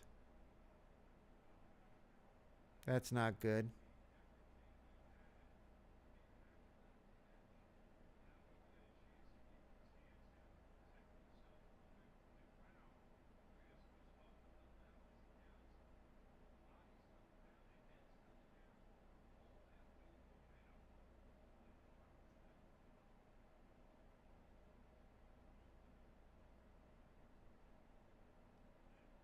Yeah, he cracked his head on that ground.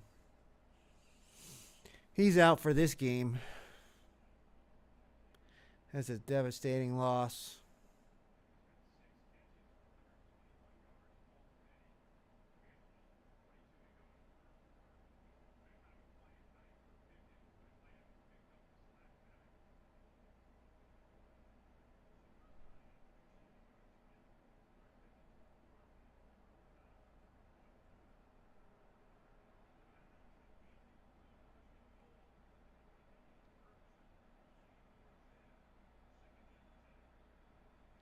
Looks like it's going to be Pickens time.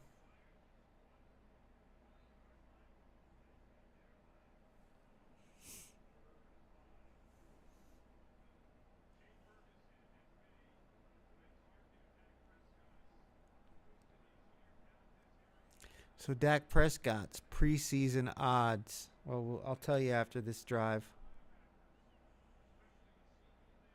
To win Rookie of the Year.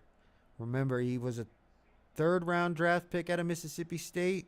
Was behind Tony Romo when he was drafted. Tony Romo was on the team to begin the preseason.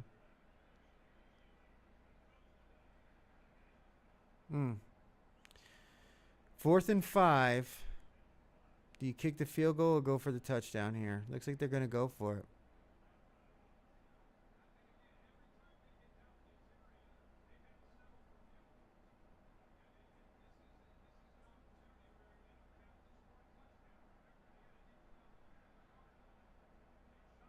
Yeah, they do have a chance to get a first down without getting a touchdown, but it's 4th and 5 at the 9-yard line. They're going for it. Oh, what a catch. His momentum was stopped, I think. Well, the offensive lineman recovered it in the end zone. I think they're going to say his momentum was stopped.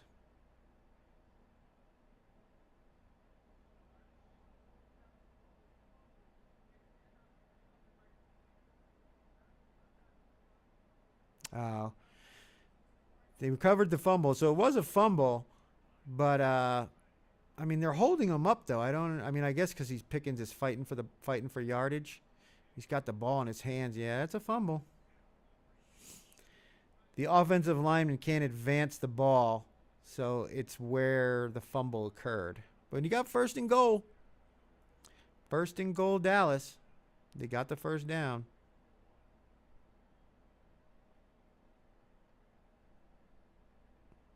Are they respotting it or something?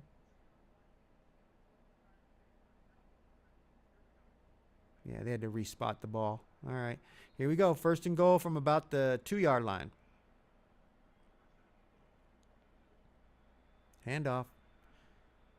And he got about half the yardage. Williams up the middle for 1 yard. Yeah, it don't look like CeeDee Lamb's coming back in this game. Does he have his helmet?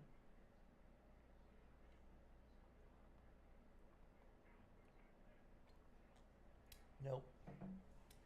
They took his helmet. He's not holding it. He's not coming back.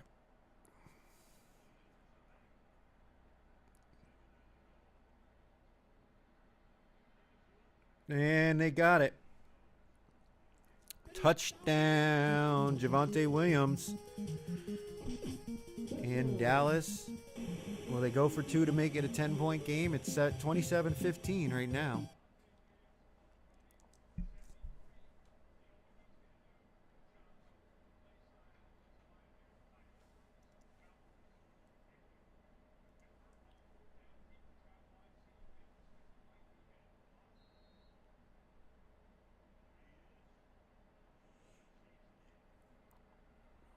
They're going to kick the extra point.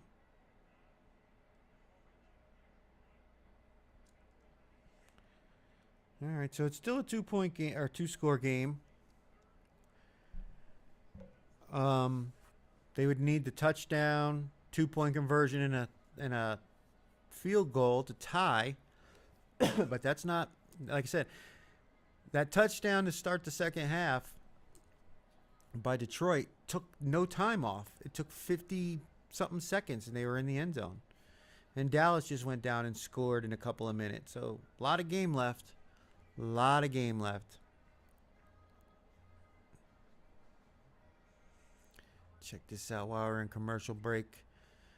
Looking at some of the numbers here for this upcoming week's slate as we try to decide. I think I have four teams that I'm pretty much backing. And that would be Philly minus 2.5. And they are the contrarian side. Green Bay minus the 6.5. And they are the contrarian side. And if you look, Chicago is getting 75% of the tickets, only 65% of the money. So bigger bets are coming in on Green Bay. Tampa Bay minus the 8.5. They are actually the more popular side, getting 83% of the tickets and 77% of the money. So kind of surprised by that one, that a number this big is getting that kind of action. Although we don't have a ticket count, so there may not be a lot of bets being placed, but it could be people placing bets on, not a lot of bets on them, but more on Tampa. And then Denver minus the 7.5. And they are getting 69% of the tickets and 70% of the money. So that 60% thing, where the 60% of tickets is 12, had losing weeks, or they're under 500, 12 of the 13 weeks, and it's only hitting at 34% against the spread if you're on the side that has more than 60% or more of the tickets. So I don't know. I mean, Washington, I talked about using Minnesota. I just don't know how I said I wouldn't. I said I wouldn't use them with J.J. McCarthy, and I need to find other options. But you're seeing Washington getting 70% of the tickets and just 69% of the money. All right, now the game is back. Yeah, still 10:41 to go in the third quarter. I think that over might be in trouble, or the under 54 and a half, 54 might be in trouble. We've seen some fast scoring. Yeah, he's. Mm, that's tough. Pittsburgh getting 54% of the tickets, but 72% of the money. So bigger bets, even though it's about 50-50 split between them, they're getting 72% of the money on them. Bigger bets are coming in on the Steelers. Jacksonville, 74% of the bets and 87% of the money. Oh, nice play by Dallas's defense. I mean, that's just more of a... I talked about using Indianapolis as a contest play. And that right there, the 74% of tickets, 87% of the money.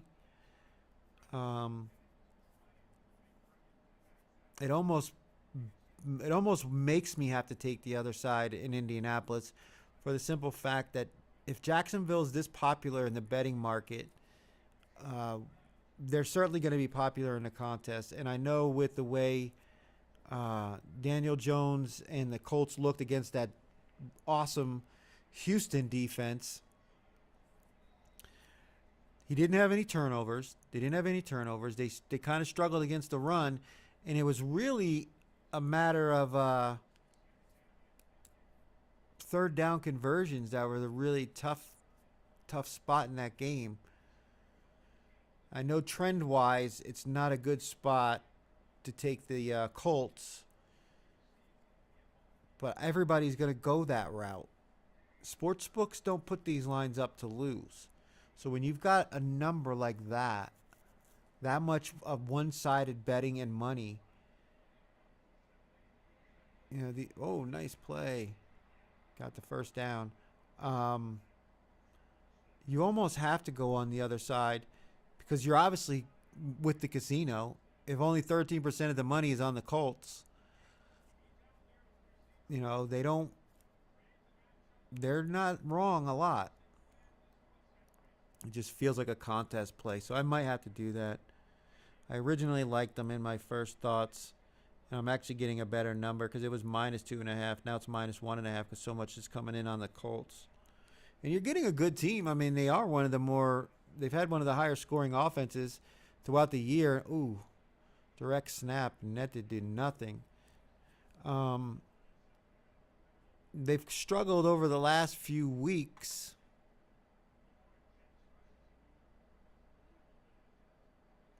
But overwhelmingly, the Colts have been a good offense and a good defense. The Jags have played well. But Trevor Lawrence has, you know, he's been known to have some stinkers.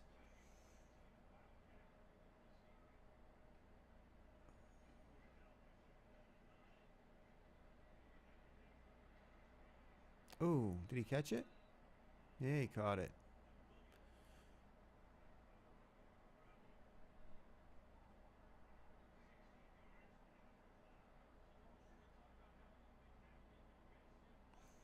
Williams has that thing over his face for like when it's cold outside. And how does he put his mouthpiece in? He doesn't. He doesn't have his mouthpiece in. Unless he's got one of those ones that's not attached to your face mask in. He can't even put his mouthpiece in. He's got his whole mouth's covered. They're indoors. I mean, you're just asking for a concussion like that.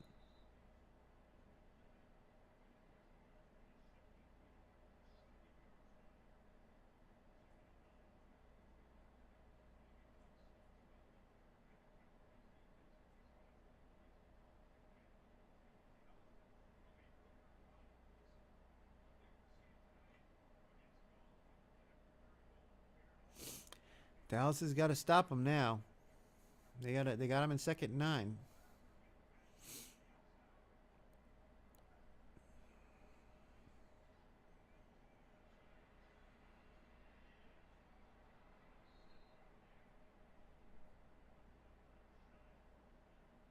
So they got him in third down. Third and about 5. Yep, third and 5. So they got to get off the field here. Hold them at least to a field goal attempt. It'd be a 2-touchdown lead.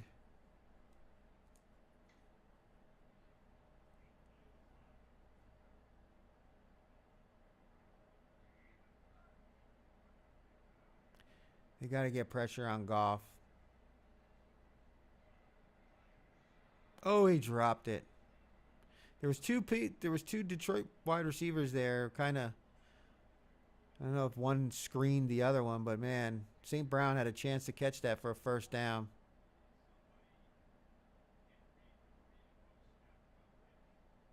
Yeah, because they were both in the same area. That's not normal.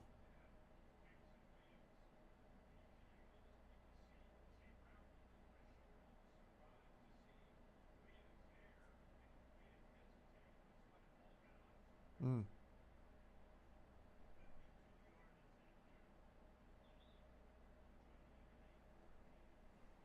They're going for the 52-yarder. And he missed it. It was blocked.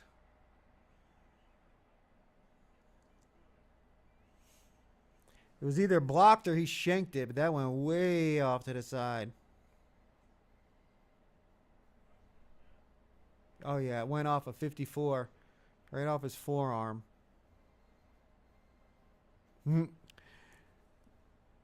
Dan Campbell, he's so mad at himself right there that he didn't go for it on 4th and 5. And he gets it blocked.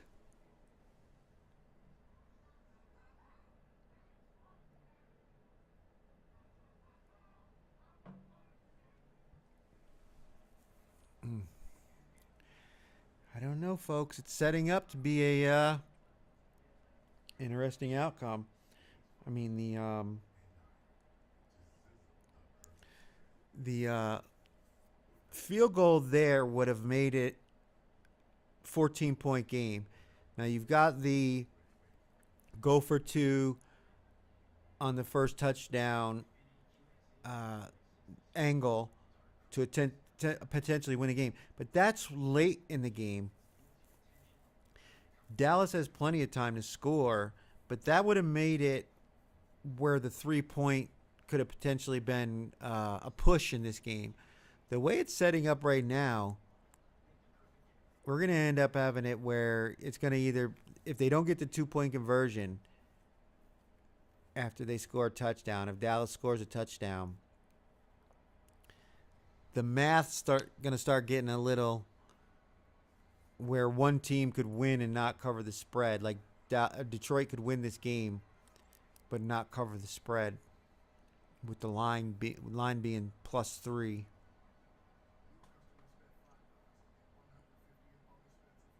And 3 obviously is the most common differential in a win and loss in the NFL. So it's Thursday night game, so I don't know how popular it's going to be overall, but I know there's going to be some people who are going to be choosing this one. Like I said, I think there'll be maybe 400 to 500 on each side since it's an equal matchup on a key number of 3.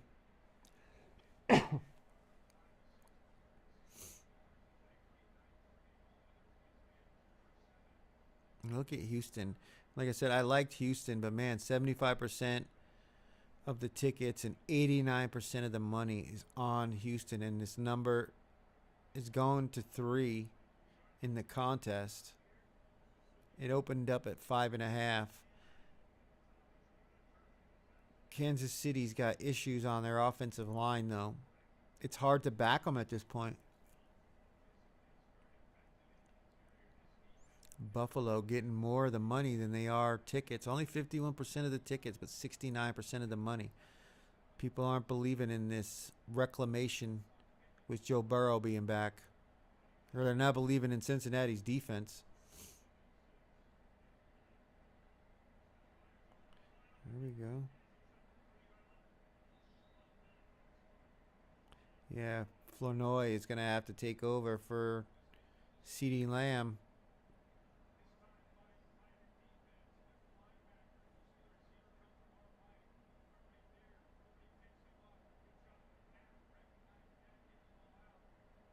I think Dallas should go up tempo. Like, don't huddle. Just go up to the line. Call the play at the line.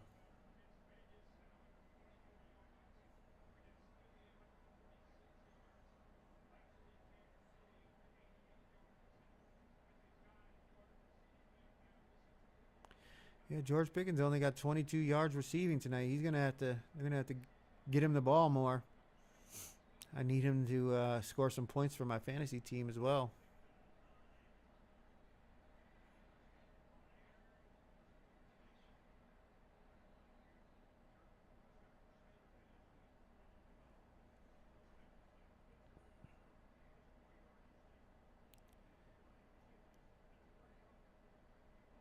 Ooh, penalty on Dallas holding.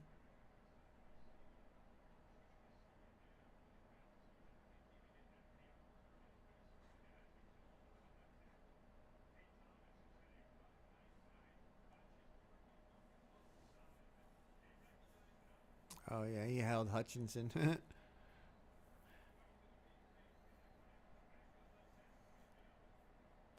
Dallas is in 4 down territory. If they gain a significant amount of yards on this one, 2nd and 19.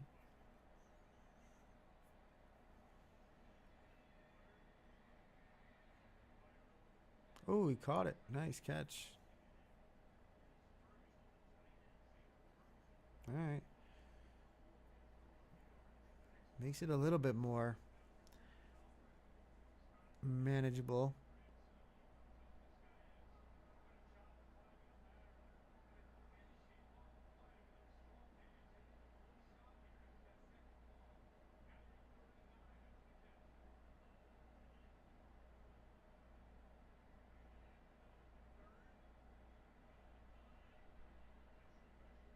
Oh, somebody fell down. Are they going to call pass interference on Ferguson?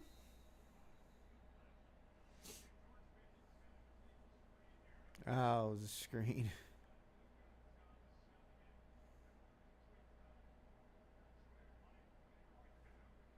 That's a killer.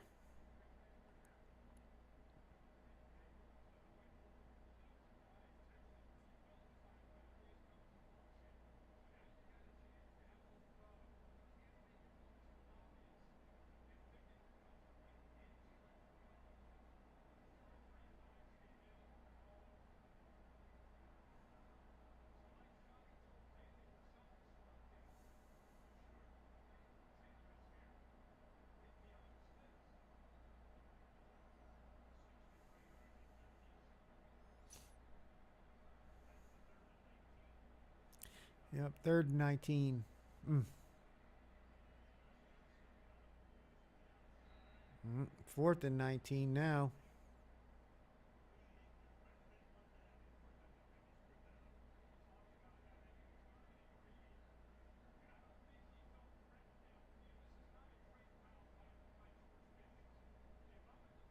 Penalties.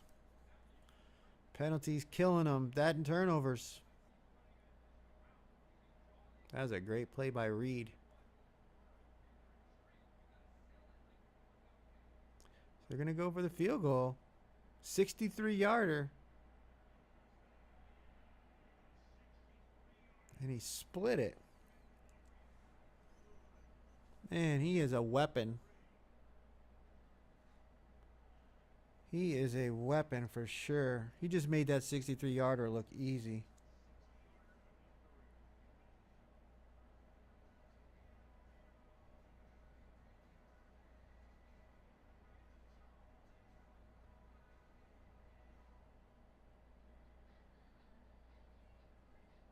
I mean, just having that in your back pocket, knowing that you have a kicker that would have been good from like 70. Hmm.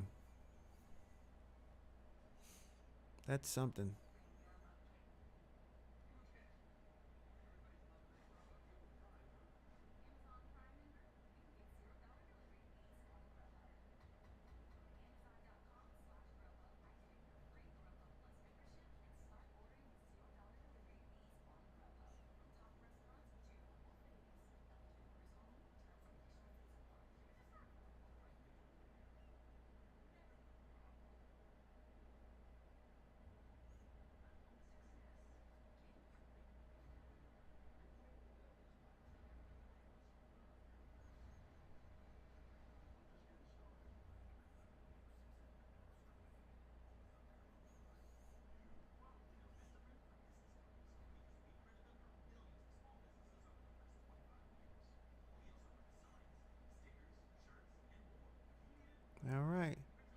Yep, officially 63-yarder.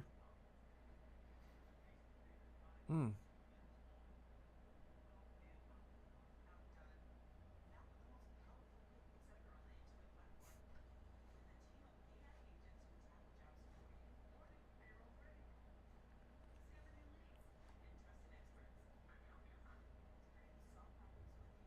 So who's the big upset this week? Who's the big upset in Circa Survivor this week is the real question. Obviously, Dallas and Detroit. If you had Dallas on Thanksgiving, you won. If you had Detroit and you used them, you lost. So how many people had them available this week? I don't know. I imagine if Seattle's available, they're obviously going to be popular side. Tampa Bay, Denver, the Rams, although the Rams wiped out what? Oh, they only lost 4, but still they were the only loss by the Survivor entries in 13B. Yeah, I imagine those are going to be the most popular ones. The biggest spreads are almost always the most popular ones because it's the side that has the most probability of winning. But it's also the time of year when when people are getting down to uh, the limited picks or limited teams that they can choose from.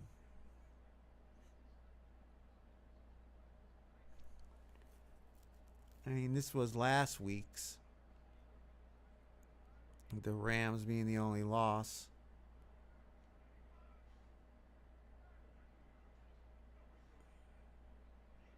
Yeah. Detroit's starting to turn it up. They're starting to unleash their running game on this Dallas defense. It's getting down to 2.5 minutes to go in the third quarter. Dallas has got to stop them again. They've kicked how many field goals tonight? Like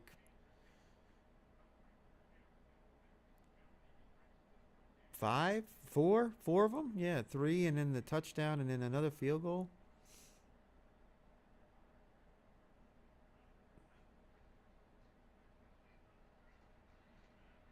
Another first down for Detroit.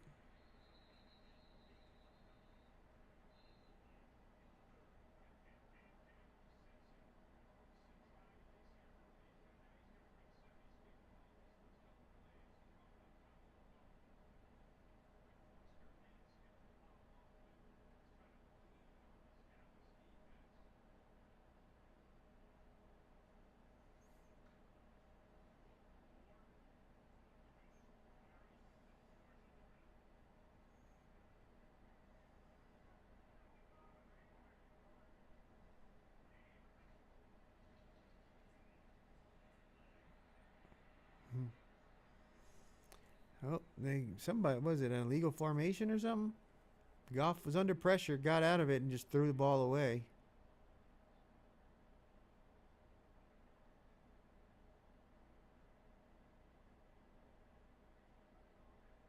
Yep. Illegal formation on Detroit.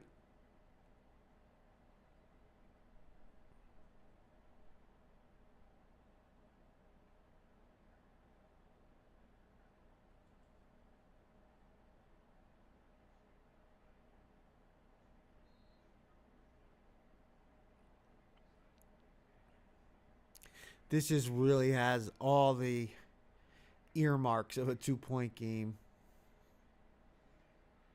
Oh, he's got him. Oh, man. How did Goff get that ball away? And how did he catch it?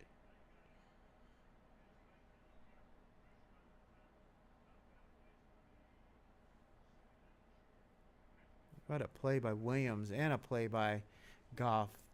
Kenny Clark was in the backfield.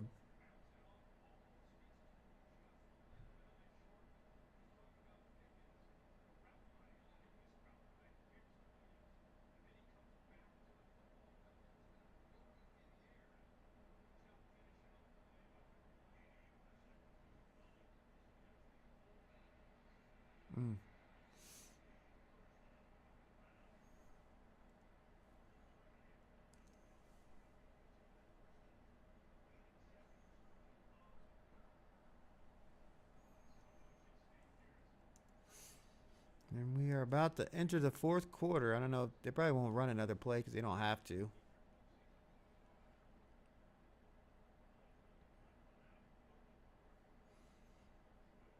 All right. Detroit entering the fourth quarter with an 8-point lead. And the point spread was +3 for Dallas. Now, I had the under 54 in the early line show. That was the one I liked. I didn't really like a side in this one because I thought it was a very fair line at 3. I really didn't I thought either side could certainly win this game. We're sitting at, 46 points right now. So, not looking good.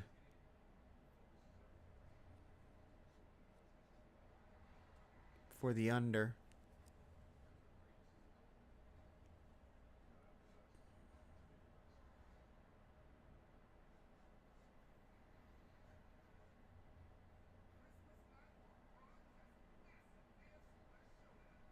We got on X here. Yep, 27-19.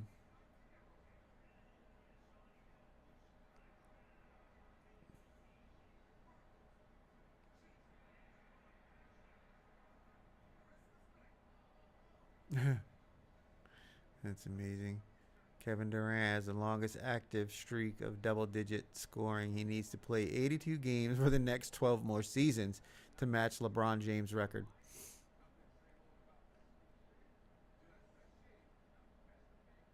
LeBron James, I mean, he came right out of high school, and he was one of the best players right out of high school. I mean, it's just, his career is just, it's one of one for sure.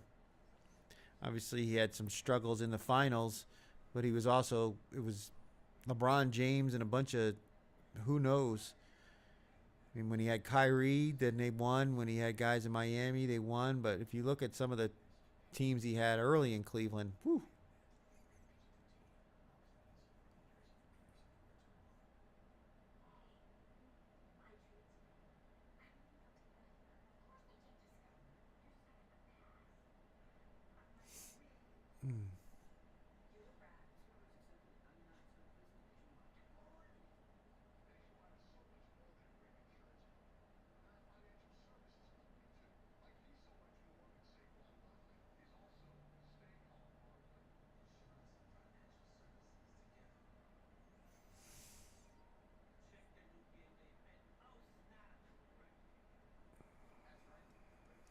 Be sure to hit that like and subscribe button. Make sure to hit the notification bell so you'll be notified when the new upload of the NFL contest show is available right here on YouTube at Dead Money Sports. We will have the 5 picks for week 14 of the Circa Million contest. And as I've said, I like Philly. I like Green Bay minus the 6.5. I like Tampa Bay minus 8.5. Denver minus 7.5. A lot of favorites. Another illegal formation. What happened there? They stopped that play. Yep. They love doing these tricky formations with Detroit, and they keep lining up the wrong way. So here we go. Playoff probability. With a win, Dallas has 39 and Detroit has 55. With a loss, Dallas drops to 9%, Detroit to 19% to make the playoffs. So how significant is this game? Dallas is essentially out. And Detroit needs a lot of help. Whoever loses.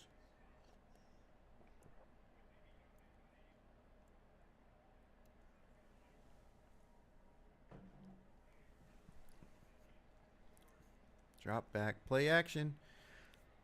Either, what is that? Either offensive pass interference or an illegal screen or something.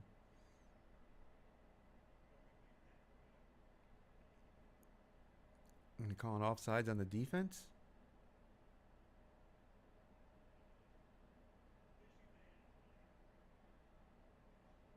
Yeah, offsides on the defense. So the play will count. Nice gain on that play for Detroit.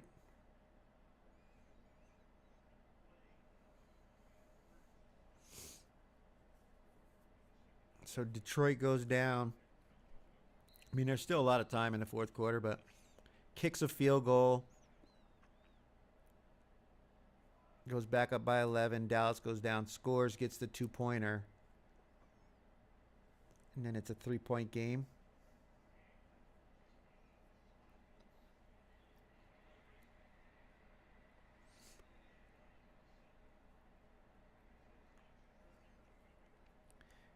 If Detroit scores a touchdown here, I mean, it's pretty much a wrap.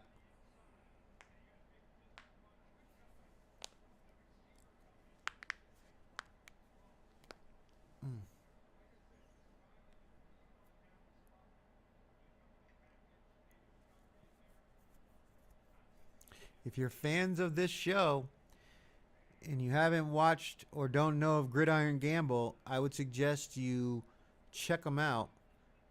They're a great contest show as well, and they've had amazing success over the last 2/3 of the season. They have 39.5 points in the contest. They're in just right inside the top 100 right now.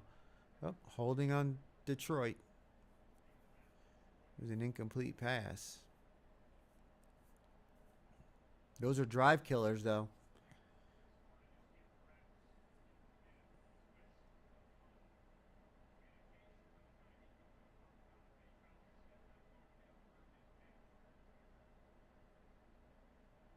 Definitely a hold.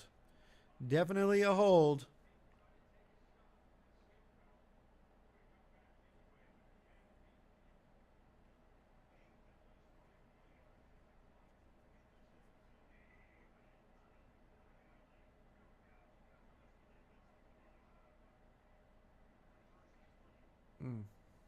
Uh-oh. Now it's even longer. 2nd and 22 as Gibbs slips, trying to make a cutback.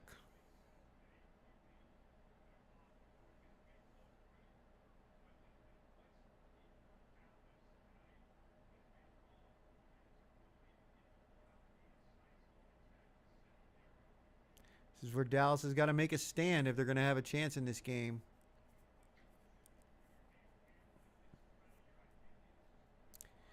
They can't give up any big yardage on this play.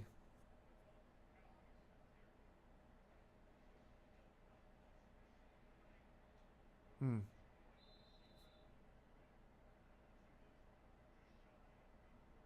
I mean, they're in field goal range if they don't gain another yard now.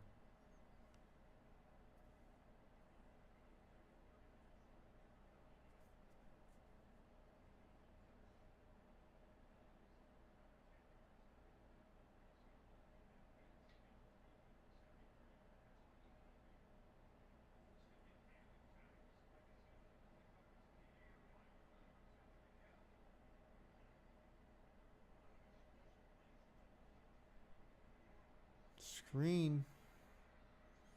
Ooh, big hit. It's 4th down. And they're going to bring out the field goal kicker.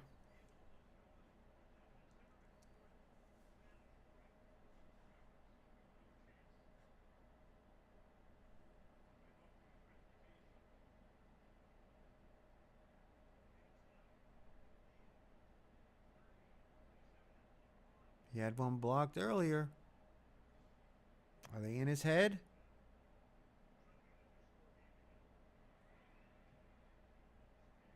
And it's good.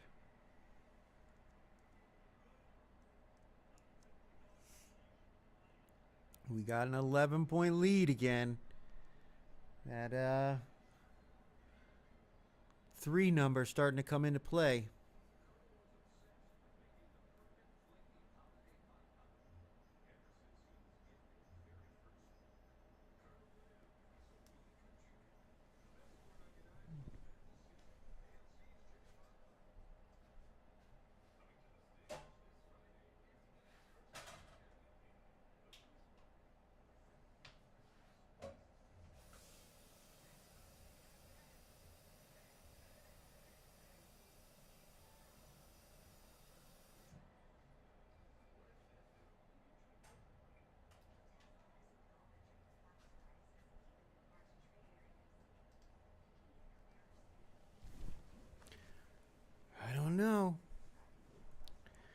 We could end up seeing a push.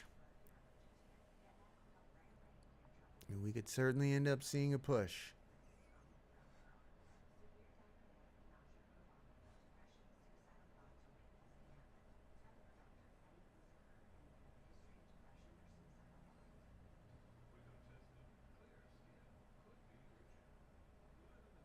But it was big that they were able to keep him out of the end zone. Because then it would have been what? At least a 15-point game.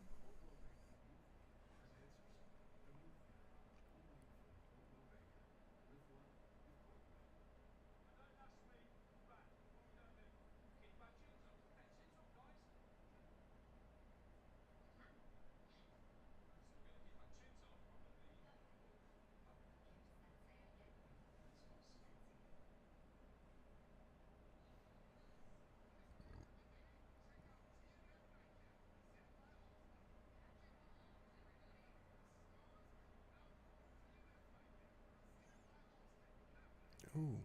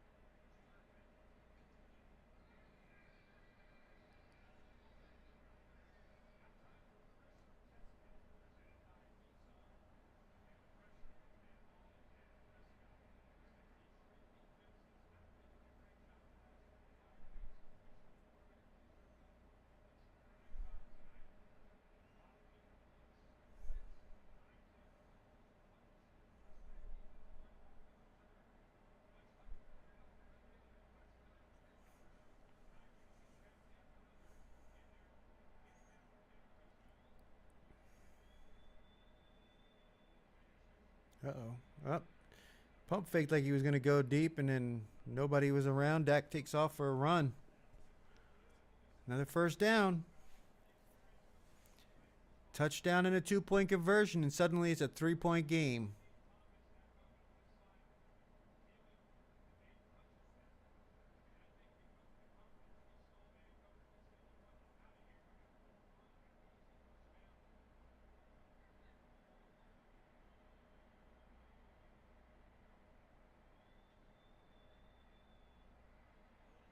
Oh, look at this. Javonte Williams, back-to-back first downs for Dallas.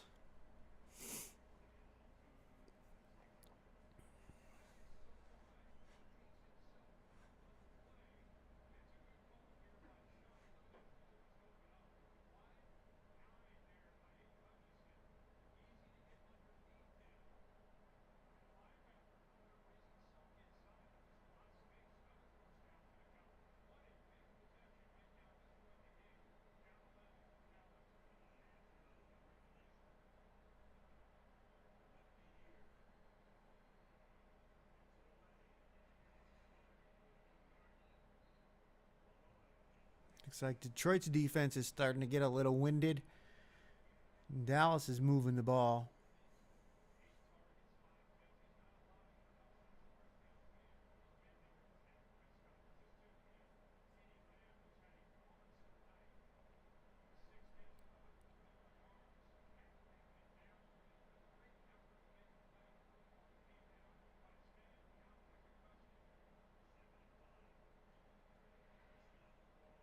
Oh, wide open. And we got ourselves a game, ladies and gentlemen. Touchdown, Dallas. Fournoy. Somebody blew their assignment. And we got us a game. Are they going to go for 2? They got to go for 2, right?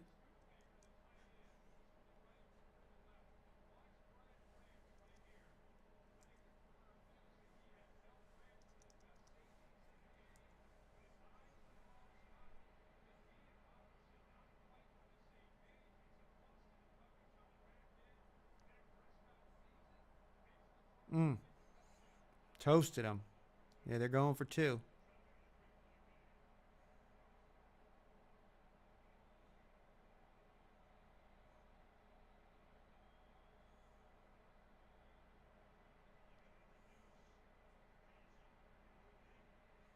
Nice. They got it. And we got us a 3-point game.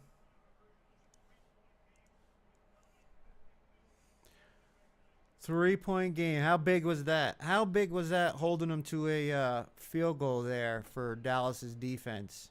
Those penalties.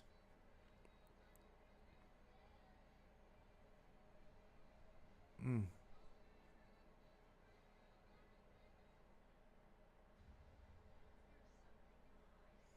It's getting spicy, folks. It's getting spicy.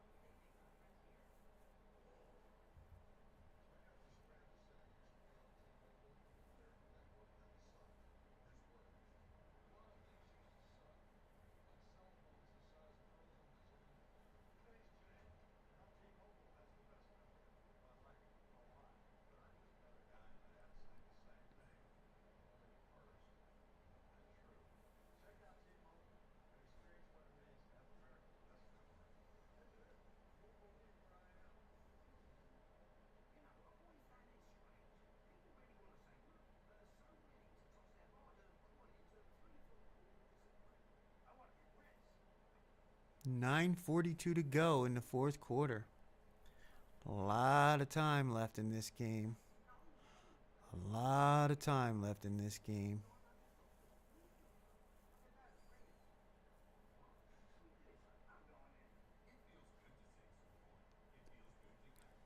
Make sure you're subscribed to Dead Money Sports. And hit that notification bell. Help me grow this channel. I can't unlock certain features until I reach 1,000, and we're not close yet.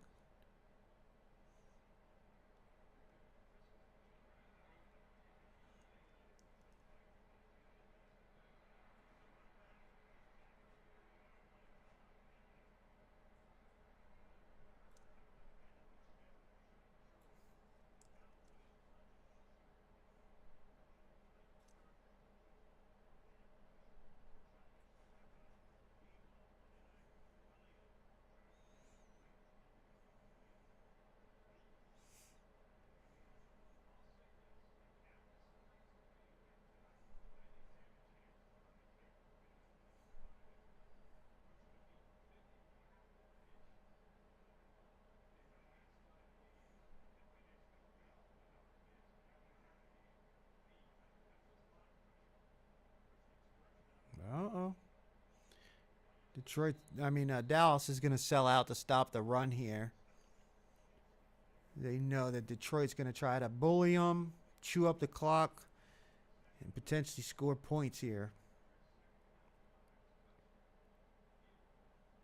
Their secondary is just going to have to play man-to-man and try to cover them on the pass plays.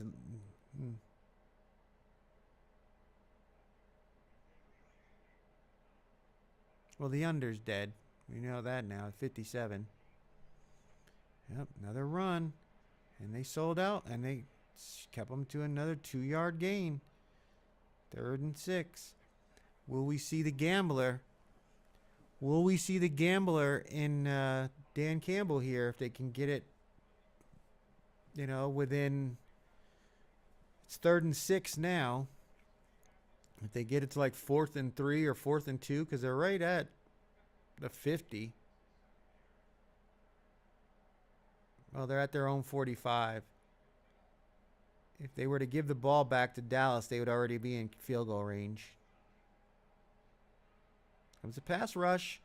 Oh, and he got it to, is it Williams? Yeah. Oh, there's a flag. They're going to be on Dallas. They got a late hit.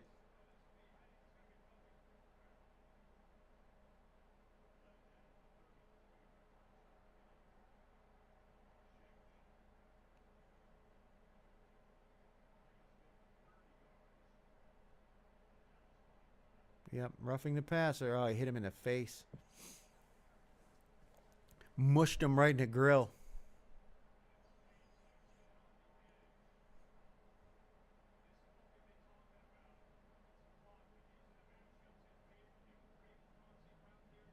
This is literally playing out like a playoff game. How many times have we seen one team jump out and jump all over another team just for that team to come back late in the game and somehow have an opportunity to win it at the end? If they hold Detroit to a field goal here and don't let them get in the end zone, touchdown could win it.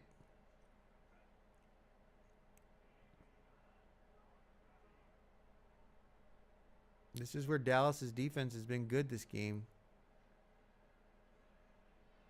All right, another run. Safe play. Couple of yards. Now we're definitely getting into the gamblers' territory. We're definitely getting into that spot where you're going to see Dan Campbell potentially go for it on 4th down, knowing that if he kicks a field goal here, a touchdown, they take the lead.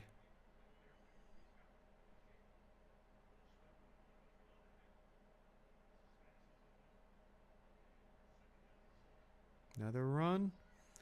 Oh, up the middle, and it's a touchdown for Detroit. Jahmyr Gibbs with another touchdown. 7 minutes and 17 seconds remaining in the 4th quarter. Do they go for 2 and try to make it 13?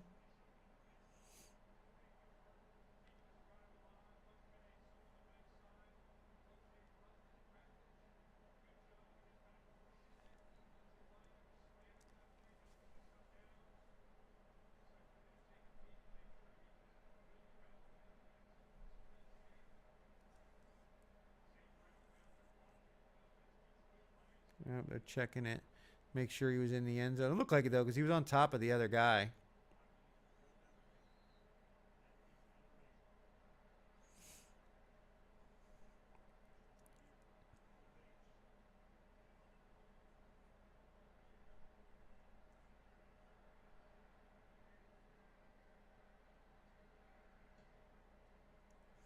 The extra point is good. I'm sorry, it was a 9-point game. Now it's a 10-point game.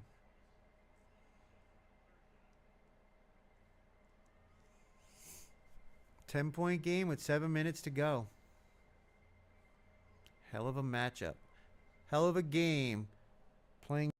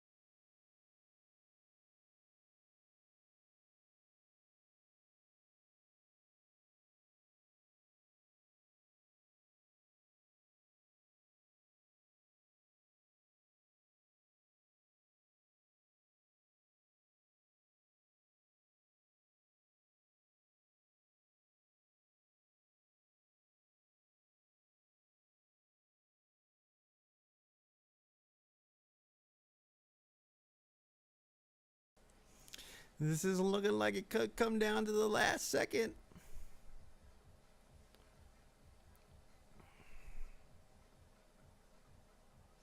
The way Dallas can move the ball through the air, they could certainly score in 3 minutes. Detroit gets the ball back, then they've got to stop them. They essentially can't let Detroit get a first down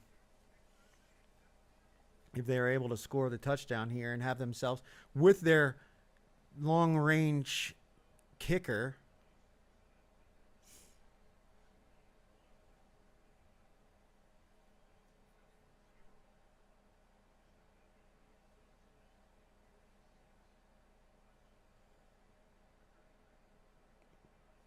didn't Jahmyr Gibbs miss time too, like in his rookie season because of injury or something? And he's got more touchdowns before the age of 24 than anyone but Barry Sanders.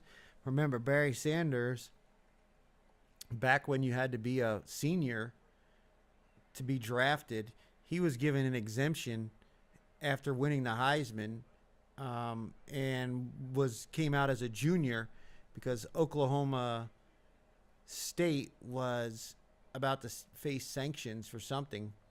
So they allowed Barry Sanders to enter the draft. I mean, obviously he was a Heisman Trophy winner, and he led the nation in kick return yardage the 2 seasons before that when he sat behind Thurman Thomas. Then in his junior year went completely bananas.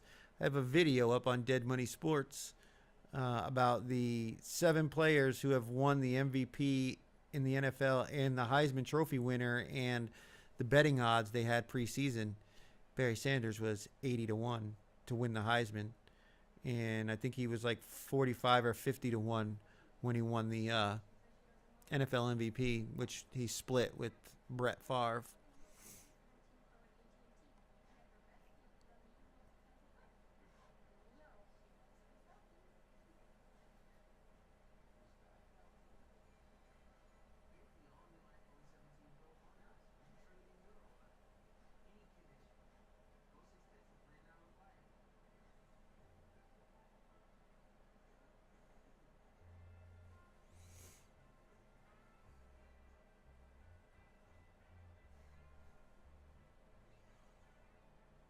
Right here.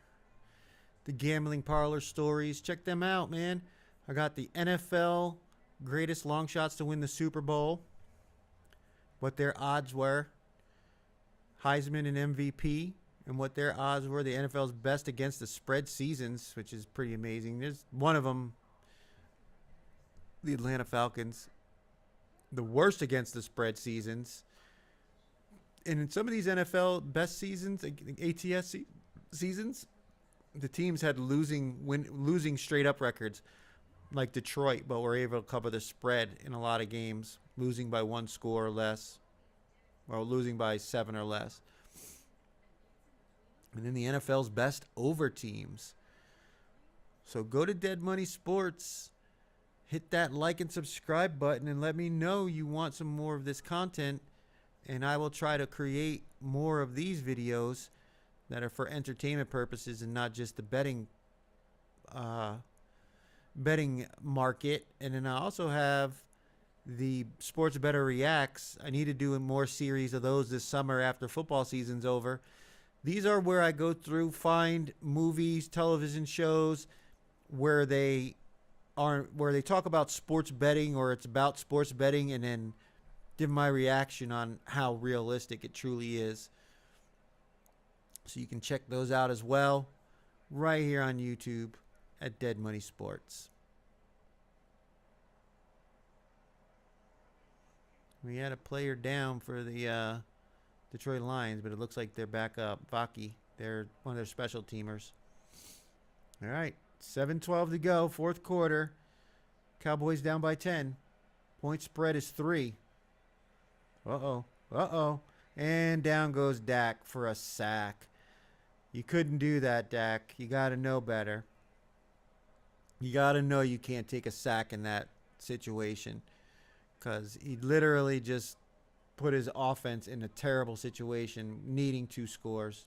If anything, throw it at the feet of that running back.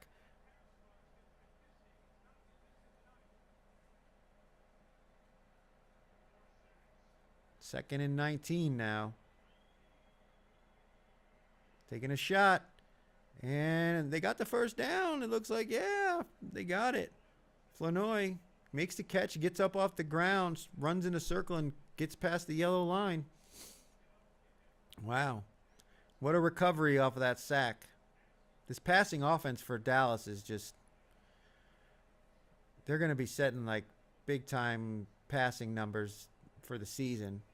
Everybody's hitting their incentives this year.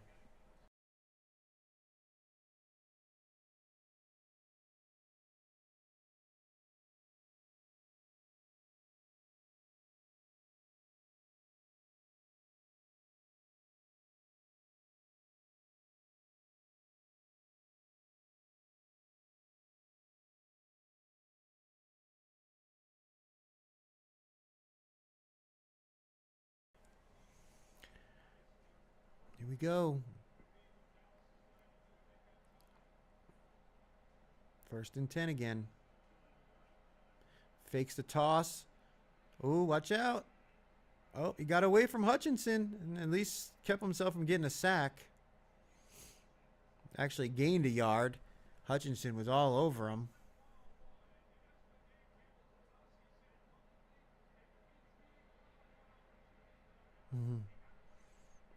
He's winded after that one. He had to take it. He had to come off the field.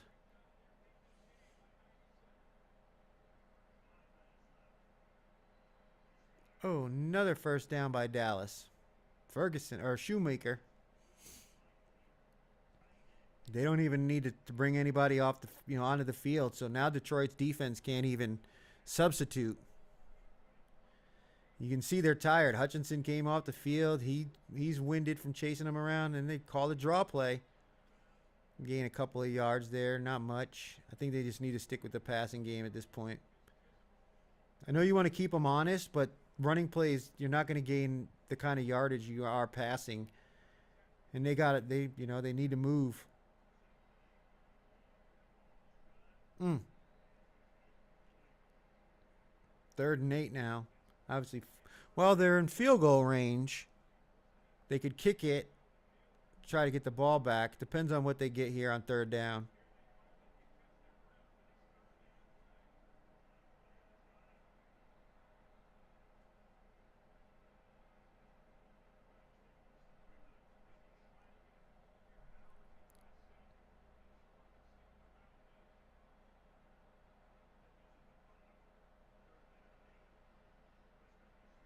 Another first down. Man, Flournoy, if you had his props over this game, he's really picked it up ever since they lost CeeDee Lamb.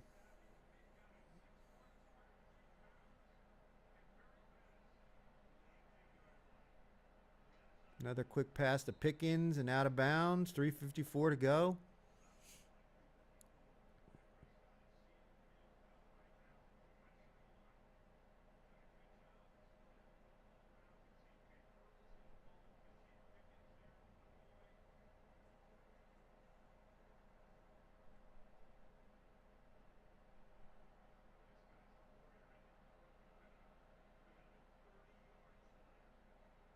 Man, Dak's just setting some incredible numbers passing this year.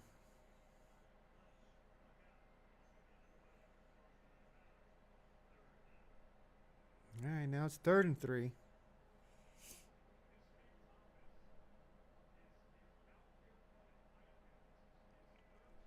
They really got to score a touchdown here. They're at the point in the field where they essentially have to go for it. Because they've got the kicker to make it from long range, so you got to go for it. 3rd and 3. 11-yard line. We got ourselves a timeout by Detroit. Detroit with the... And we'll be right back.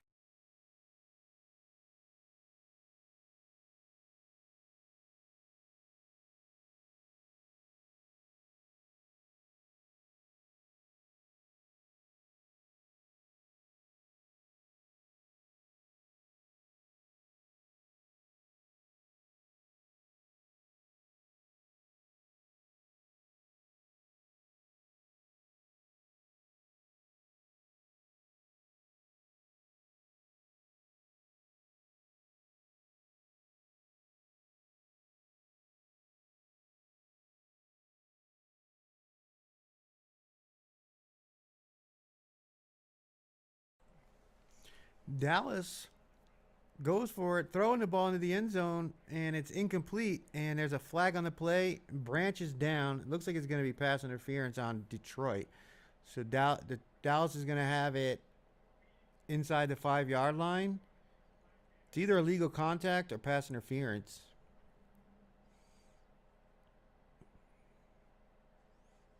Yeah, it's definitely pass interference. He was all over him by Anzalone.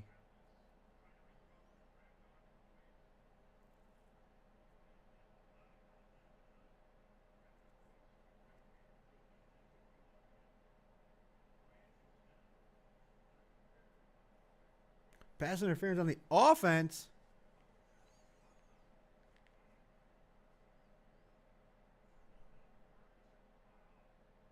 Hmm. Branch is down. Take a second.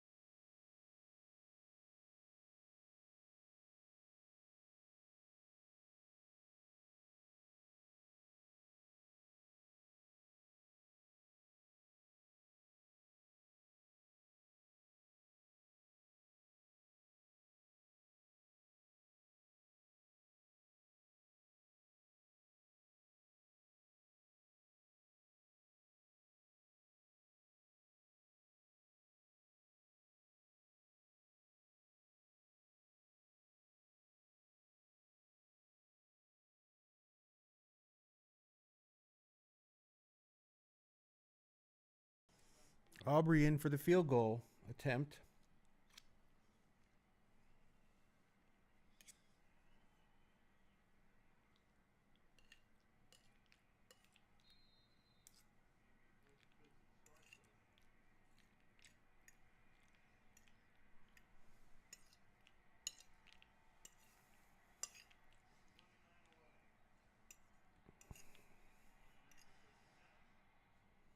And it's good. And we got ourselves a 7 point game, but big missed opportunity there by Dallas.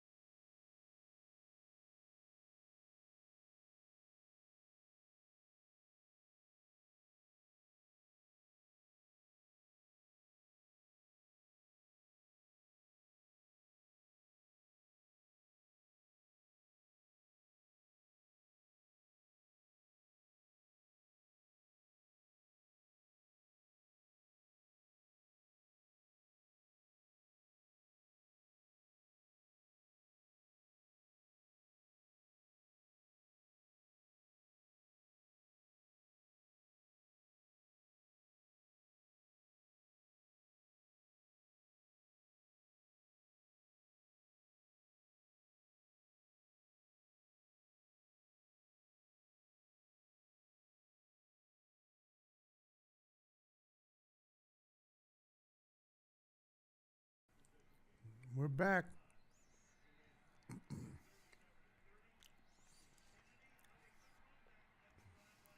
Uh-oh. Troy with a great return.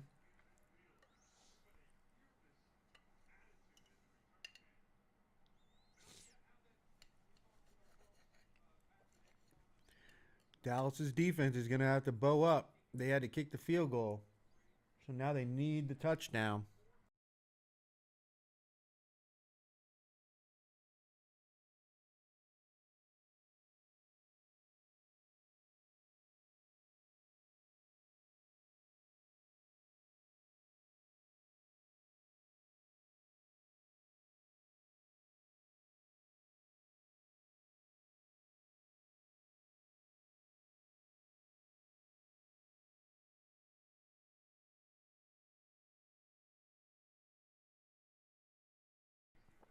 Short gain on first down. Great start for the Dallas defense.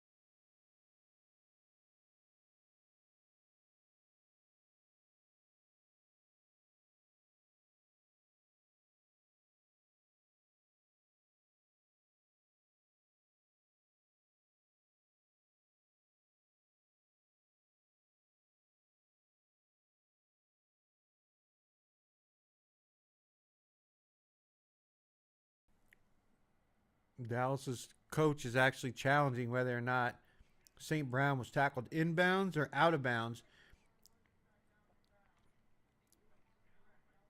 Yeah, he's down and bound, so they got to either use a timeout or let it go to the 2-minute warning.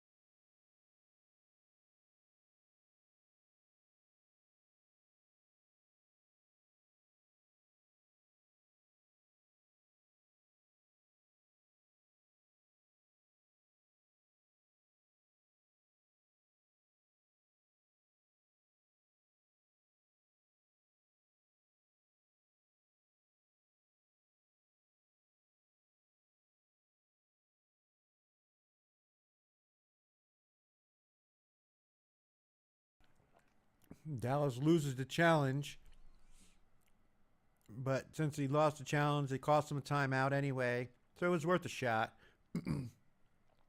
They would have called timeout anyway, so.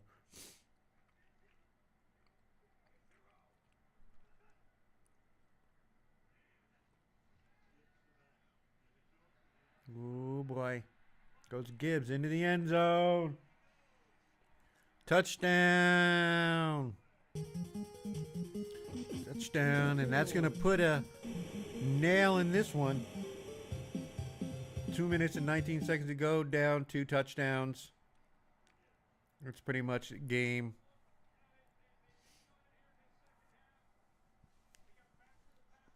And they did it by running the ball. Wow, 43 points. Boy, was I off on that under. Holy smokes.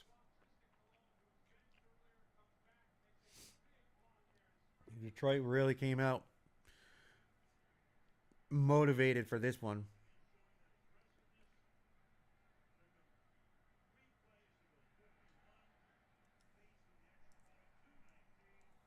And they caught Dallas slacking on that long throw to St. Brown because everybody was expecting him to run the ball, and he runs the play action. Boom.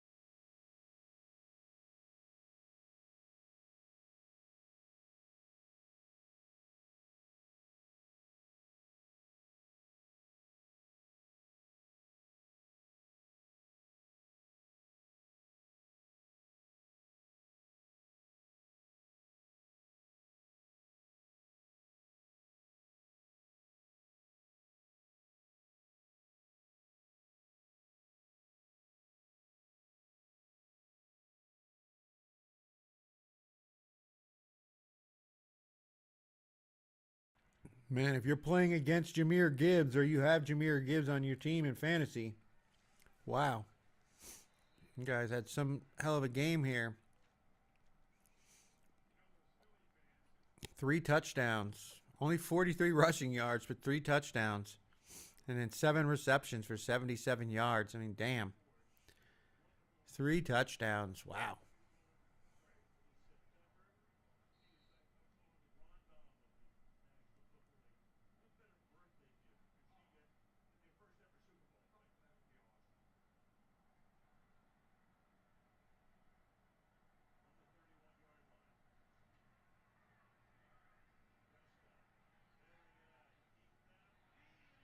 Oh. They threw it downfield to Pickens, but he just couldn't get to it.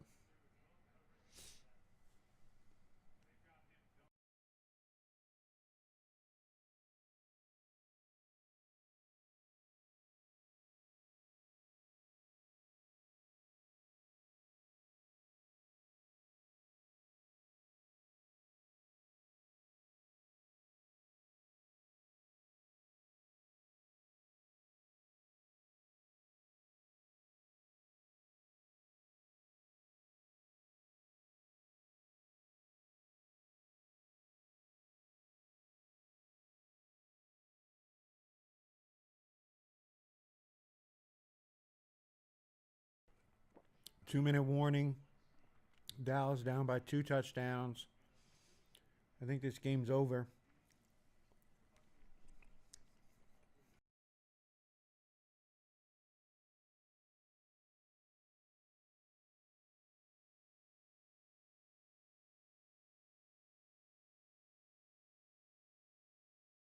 Although we did see the Saints recover an onside kick last Sunday, so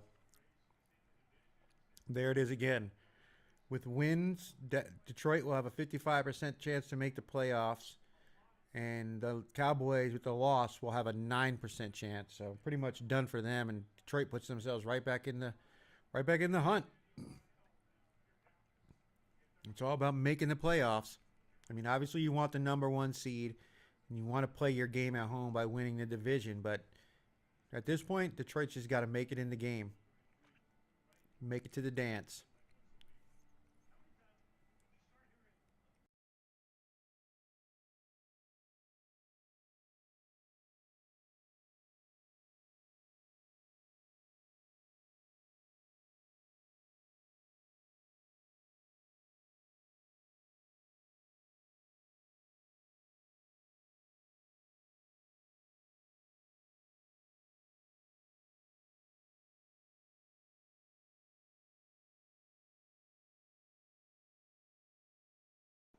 Another incomplete pass, and it's now 4th and 10. They don't get this first down. That's a wrap. They have, what, 2 timeouts, but that don't mean nothing when you need 2 scores.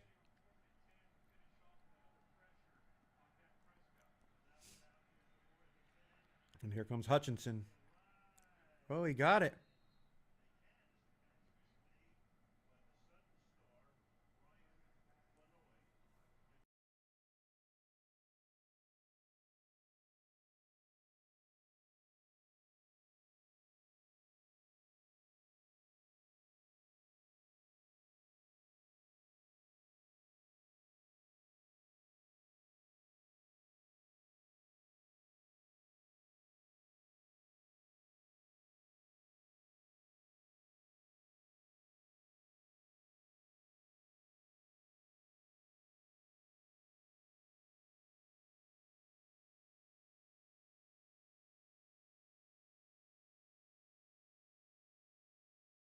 Yeah, it looked like they're challenging it to make sure that he made the spot.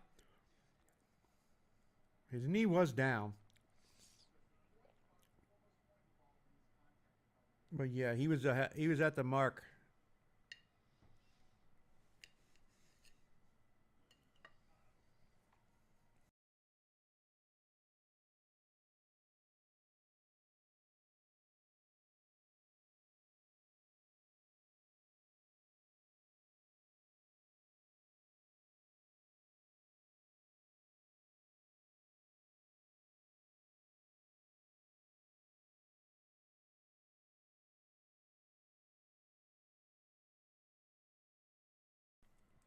First down Dallas, and they still have a pulse.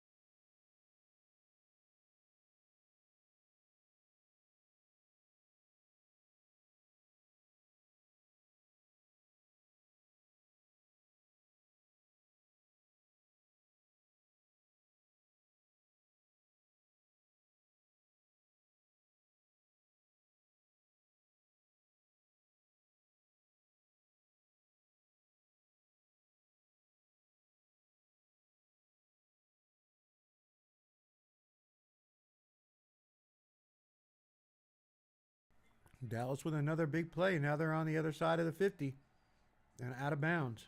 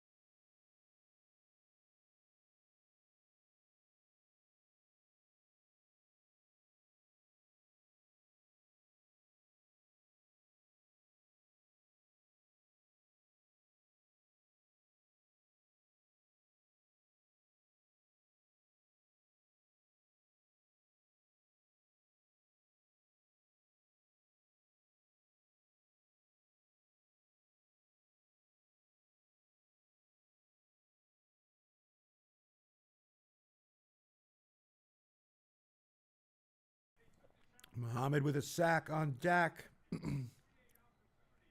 Thing you couldn't do. Now Dallas has to waste their final timeout.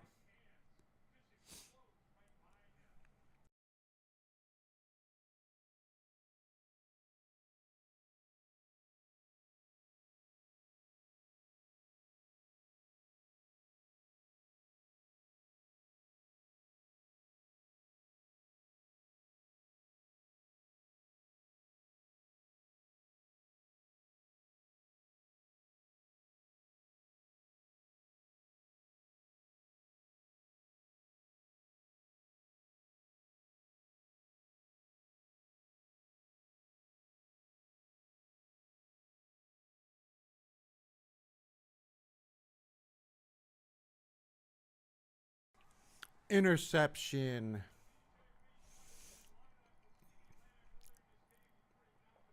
And Detroit is going to win this game. Yeah. Knocked it out of his hands and right into the hands of Reed. Bobbled it twice. Able to regain it and control the ball. Hands underneath. I don't know. Maybe. Didn't look like he lost control. The ball doesn't move.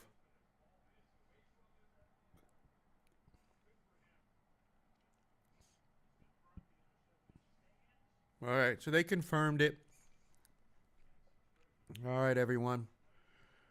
I want to thank you for joining me for this live stream and the Circa Lines release show. We will be back on Saturday. Well, make sure you hit that notification bell because it might be tomorrow when we release the NFL contest show with my 5 selections for week 14 of the NFL contest, or of the Circa Millions contest. We are currently sitting at 36-29, so we need a big week. Glad I didn't use Dallas.